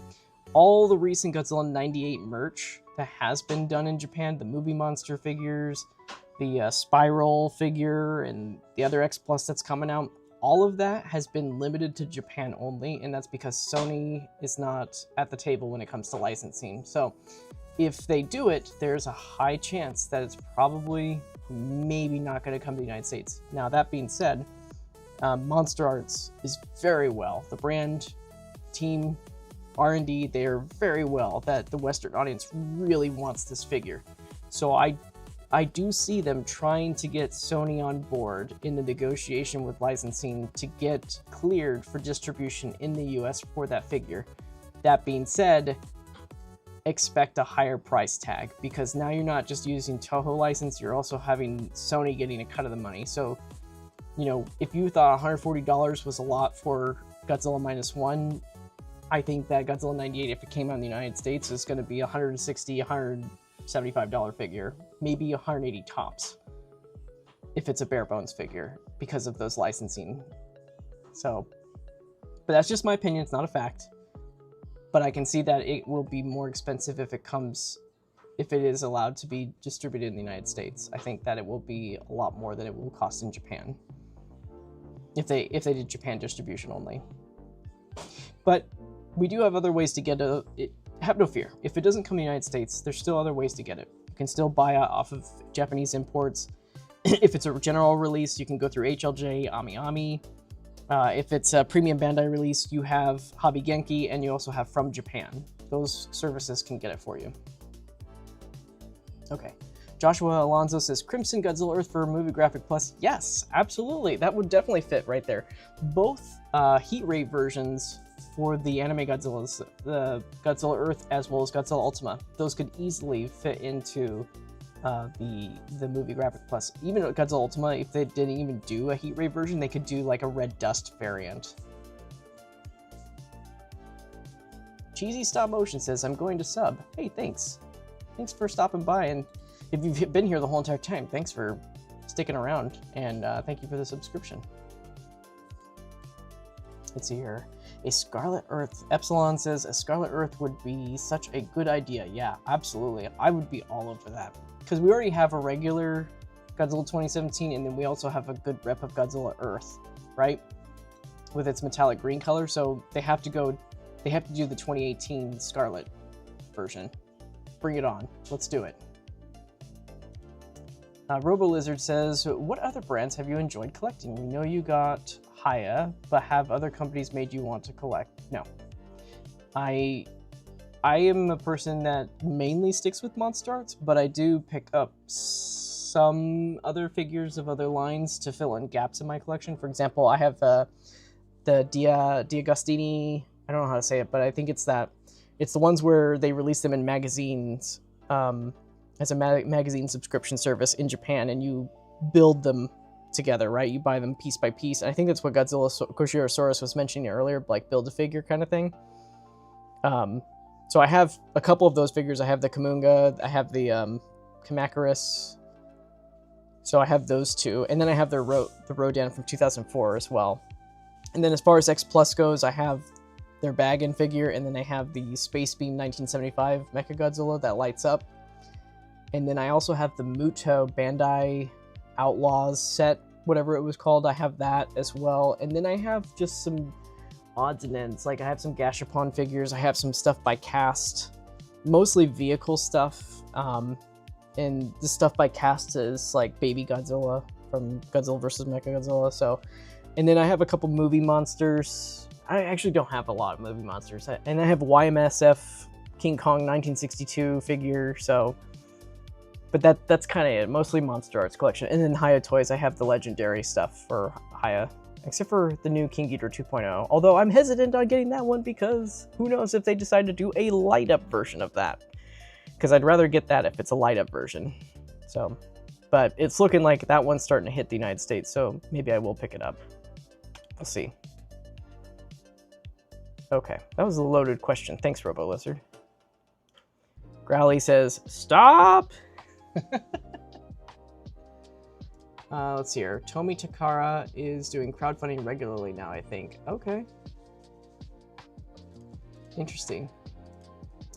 Cheesy Stop Motion. Hey, I'm subbed. Can I have a shout out? Hey, there's your shout out, man. Thanks for subbing. Appreciate it. Growly2638. Wouldn't they do the Final Wars version first before the 98 one? No, I don't think so. I think that it just depends on the popularity and the demand. I don't think anybody's really jumping up and down saying that they want 2004 Godzilla 98 or the 2004 Zilla. I think that there's more demand for 98 to be released. So RoboLizard says Tokyo Taco Mode could get 1998 figure, but shipping will get you.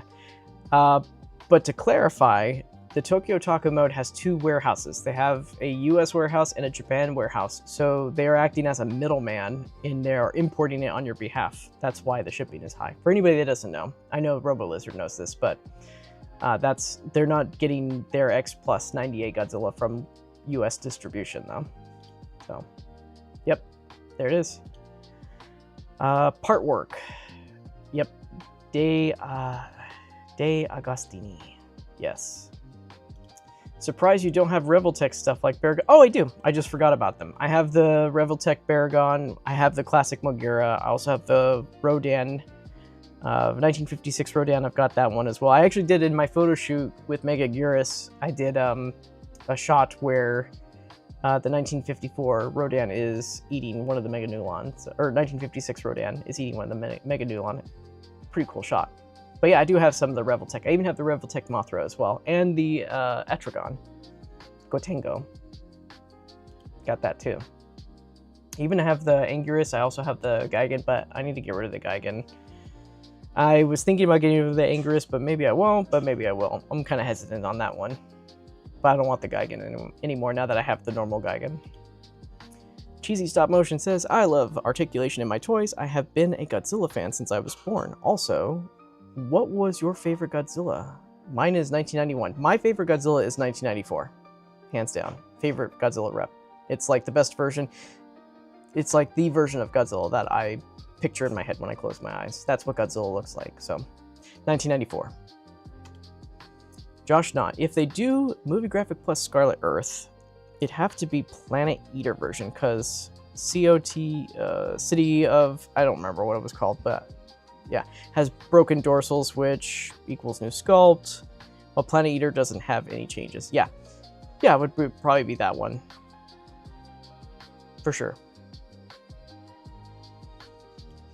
Bolton says, ignoring 1975, since that's all on deck, which Showa movie you think is likeliest to have something MonsterArts next? We have bits of all the other movies, but half in the old scale. I think that if we're gonna get two... Okay, so here's the next... It's kind of interesting. Okay, so I think that... I don't think that we're gonna get a new movie. I think they're gonna continue with what's currently there. So, as far as Showa movies goes, we've kind of, like you said, some of them have half of a cast, parts of a cast, right? And I think that they're going to continue to focus on that, right? So, but let's play pretend, right? Let's say that they're not going to do 70s anymore. What would be the first 60s? I think that they would go back to 1964 and they would do a new Godzilla for that. That's what I think would happen. Either that or 1962 do another reissue, but I think that will be through Movie Graphic Plus, so that's kind of moot. A brand new one, I would say 1968 Destroy All Monsters would be on deck. But before we get there, not playing pretend anymore, we still need to see Megalon, and we need to see Titanosaurus and King Caesar. So we need those guys before we can get back into the 60s. So depending on... Oh, and Mechagodzilla too, from 1975. So as soon as they finish those guys and round those guys out, then we can start going back into the 60s. Also 1971 Godzilla too. They gotta do that one. And 73 Godzilla. And 74. But those can be done anytime. Other 70 movies, plenty missing, I know. Yep. Oh, I need Revoltech Gotengo. Yeah, that's a good one. I got that one because of the scale. I like the scale on that one. It's fairly large, and you can also use it, even though it's technically not the 2004 Gotengo, you could still use that in photography purposes. I was thinking more about licensing when bringing up the Final Wars Godzilla, but I guess it's more about popularity rather than 98 or Final Wars version. So, when we're talking about licensing, they can bring Zilla to the United States, and they can do it through Japan, because Toho owns that design whichever way, right? Sony has no say in the 2004 Godzilla, the 2004 Zilla design, so it is easier to do, but sometimes it's not about the licensing being an issue, it's more about the demand of the character. So I think that in Tamashi's aspect, they would, not like Movie Monsters. Movie Monsters did the 2004 Godzilla and then 98. That's because Movie Monsters is its own thing, right? They're not the same company. They're not the same division. They just kind of beat to their own drum. But for MonsterArts, it's very dependent on what the fans want. So it is likely that, in my opinion, that you will see 98 before you see Zilla from 2004. Even if Zilla from 2004 is the easier product to make. Cheesy Stop Motion says, what's your favorite Toho Godzilla movie? Mine is Space Godzilla, because it's such an interesting character and introduces a bunch of fun, interesting topics for it to live to. You? You know, I like to give my favorites based on era. So my favorite Showa era movie is Terror of Mechagodzilla. And then my favorite Heisei movie is Godzilla vs. Destroya. And then my favorite Millennium era movie is Godzilla 2000. I like that one. Oh, sorry, not Godzilla 2000. Godzilla Tokyo SOS. That's my favorite one. And then as far as the newer ones after that, of the anime trilogy, I like Singular Point.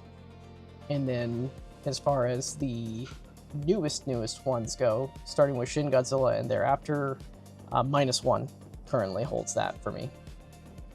And as far as legendary movies go, I would say that would go to... It was originally King of the Monsters, but I have so much fun watching New Empire. New Empire is so much fun to watch, and so that's my #1 legendary one now.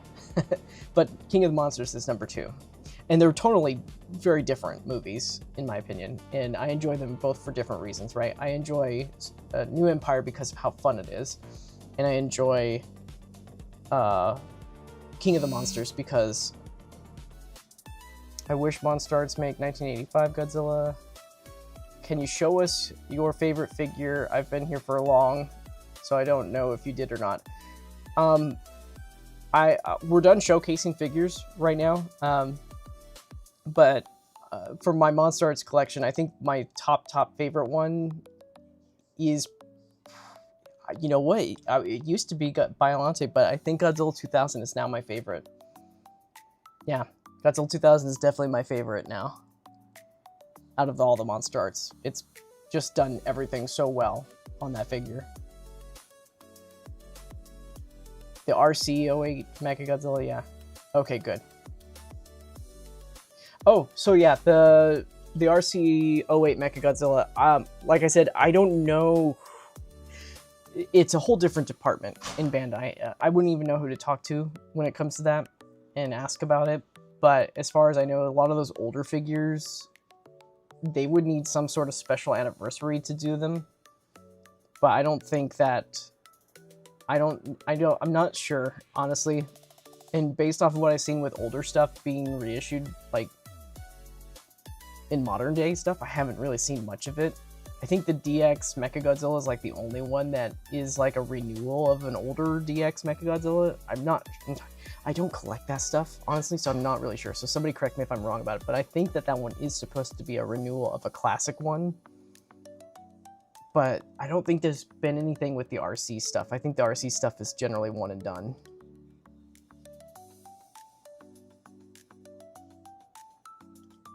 I didn't hear what you were saying about how 98 might be more colorful than the 2004 one. Yeah, I agreed with that. That the 1998 does have more coloration on it than the 2004. And the 2004 is very muted by the colors in the movie itself. So I would be curious to see what references that they would be using, because I feel like for Final Wars, they didn't really show off a lot of concept art. I think it was meant to be really big surprise in that movie to have it in there. So I've never seen any of what its original colors are supposed to look like beyond what we saw, which had a giant color filter on it. It was $800 in 2008. Holy smokes, was it really that much? Jeez. I didn't know it was that much. You don't want to know the cost now. DX is like 70% of the RC. Interesting. Oh, and function, if it could walk. Yeah, I get what you're saying right there. How much does that go for now these days? Easy Stop Motion says, I have ordered a Ultraman 2014 Legendary Godzilla and 1991. I'm so excited for it. Do you perhaps have one of them? I have all of those except for the Ultraman, but I do have those other guys. Very rare for it to appear on eBay. I believe you on that because I couldn't find it. Just even looking on the Japanese market, I couldn't see it either. Oh, on Facebook of all places too. Interesting. Very, very interesting. Okay guys, we're gonna do it for 5 more minutes and then we are going to wrap up our Q&A here. I'm actually caught up with the chat. Yes! It's always hard to catch up with the chat. Alright. I lost my tab. Where's my tab? Here it is. Okay. Gonna go get that Cinnabon now. No. No, no, no, no. That's Cinnabon is a treat to have once in a long while, not all the time. That is a birthday treat and maybe a summer and spring treat for me. So, because those things are loaded with sugar and saturated fats, but they are so damn tasty. So, okay, are they good? It was $134 for all 3 of those. That's a pretty good deal. I mean, are you talking about MonsterArts or are you talking about the Haya ones? Because I could see the Haya ones equaling that price. But if you spent $134 for all 3 of those figures for MonsterArts and Figuarts, that is a pretty good deal. Dr. Pepper. I had a Dr. Pepper yesterday and I was like, eh. I have to be like not having a Dr. Pepper in a long time to be okay with having a Dr. Pepper. All 3 of them, that's a pretty good deal. Congratulations on that. That's a really good deal. Damn straight, Dr. Pepper Zero is the bomb now. I mean, I love Dr. Pepper Zero. It's great. I just had it yesterday, actually. I love all these Dr. Pepper fans coming out of the woodworks here.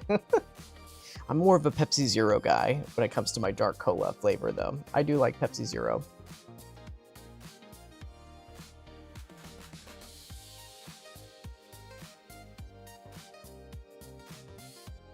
I used to like Coke Zero, but I don't know. They changed something about it. It doesn't taste good out of the bottle. It tastes better out of the can. I'll put it that way. It's so interesting how certain sodas taste better out of the can, out of the bottle, out of the fountain. Like McDonald's Coke is the best Coke, in my opinion. And then you also have the Mexican Cokes, which are a whole different flavor because it's all natural sugar versus corn syrup. Josh says, strawberry and cream is my favorite flavor of Dr. Pepper. Yeah, they're going kind of nuts with all their different flavors and whatnot. You know what I did try the other day, though, was a dirty Mountain Dew, and I regret it. Instant regret. Oh, it was so bad. It was so gross. I couldn't drink the rest of it. I had to get rid of it. It was so bad. It's the first Mountain Dew beverage I've ever had where I'm just like, I can't drink this. I can't do this. It wasn't good. If you guys liked it, let me know, but it was not good at all. It was the dirty Mountain Dew. Dr. Pepper cream soda is fine. Yes, I do like that one too. Chick-fil-A sells a frosted Dr. Pepper. You know, I just discovered that they do frosted sodas. I never knew that they did that. And I saw that and I was just like, I need to try this now. I haven't done it yet, but I'm going to. The Chick-fil-A had a really good berry Sprite beverage too. That was good. I enjoyed that. I was so sad that it was a limited time holiday drink though. That's good goji daimo. Yeah. Oh, so you're why that version of Pepsi still exists. I mean, I like Pepsi Zero. I mean, what's wrong with Pepsi Zero? It's better than Diet Pepsi. I can't stand Diet Pepsi. I can't stand Diet Coke either. But Pepsi Zero I like. Blackberry Dr. Pepper ain't bad. Yeah, that one was good. A little too fruity for my taste, but it was bad. It wasn't bad. Coconut Dr. Pepper sucks. I think that was one of the main ingredients in the Dirty Mountain Dew I had was coconut, and I think that's what killed it for me. Like Dr. Pepper Vanilla Gojirosaurus. Oh. A friend gave me the real Dr. Pepper made in its hometown in glass bottles. It was so good. Interesting. I'd be curious to see what that tasted like. Bullboy no Kennels. How many versions are there of the fourth form of Shin Godzilla in the MonsterArts lineup? There are currently 7 versions of it. There are 8 total uses of the mold. So they did the original and then there was a reissue. So it's been used 8 times within the line. But there's 7 versions of it. Distinct versions of it. At the moment, for all of the MonsterArts figures that are out there, that one has been used the most. Cheesy Stop Motion says, guys, we went from talking about Godzilla and monster figures to Dr. Pepper in milliseconds. Hey, that's the whole point in these chats after the screen, man. It's just kind of like whatever you want to talk about. That's what we're going to talk about. It's fan Q&A, whatever you want to talk about. It's just me unwinding, and we're just here to have a good time. What is a dirty soda? It's like they mix like coconut and other stuff inside there. If you go to like the Taco Bell's app, they have like their dirty sodas. I think if you have a Del Taco near you, there's like a dirty beverage of that too. It's like a cream. I think it's supposed to be like a cream is what it is. A cream flavor that's in the soda. And maybe it could be good, but with the Mountain Dew one, it was not good. It was awful.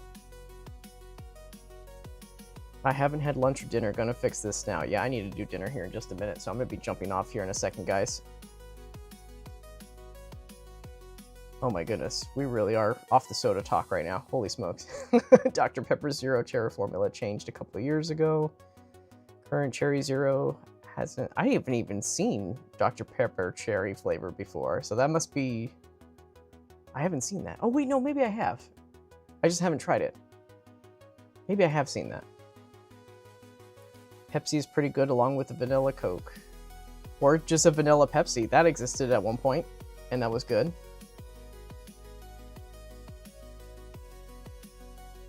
Dublin, Texas Dr. Pepper in glass bottle uses cane sugar. Oh, there you go. The Dr. Pepper Museum was a disappointment, honestly. What? There's a museum? What? Oh my goodness.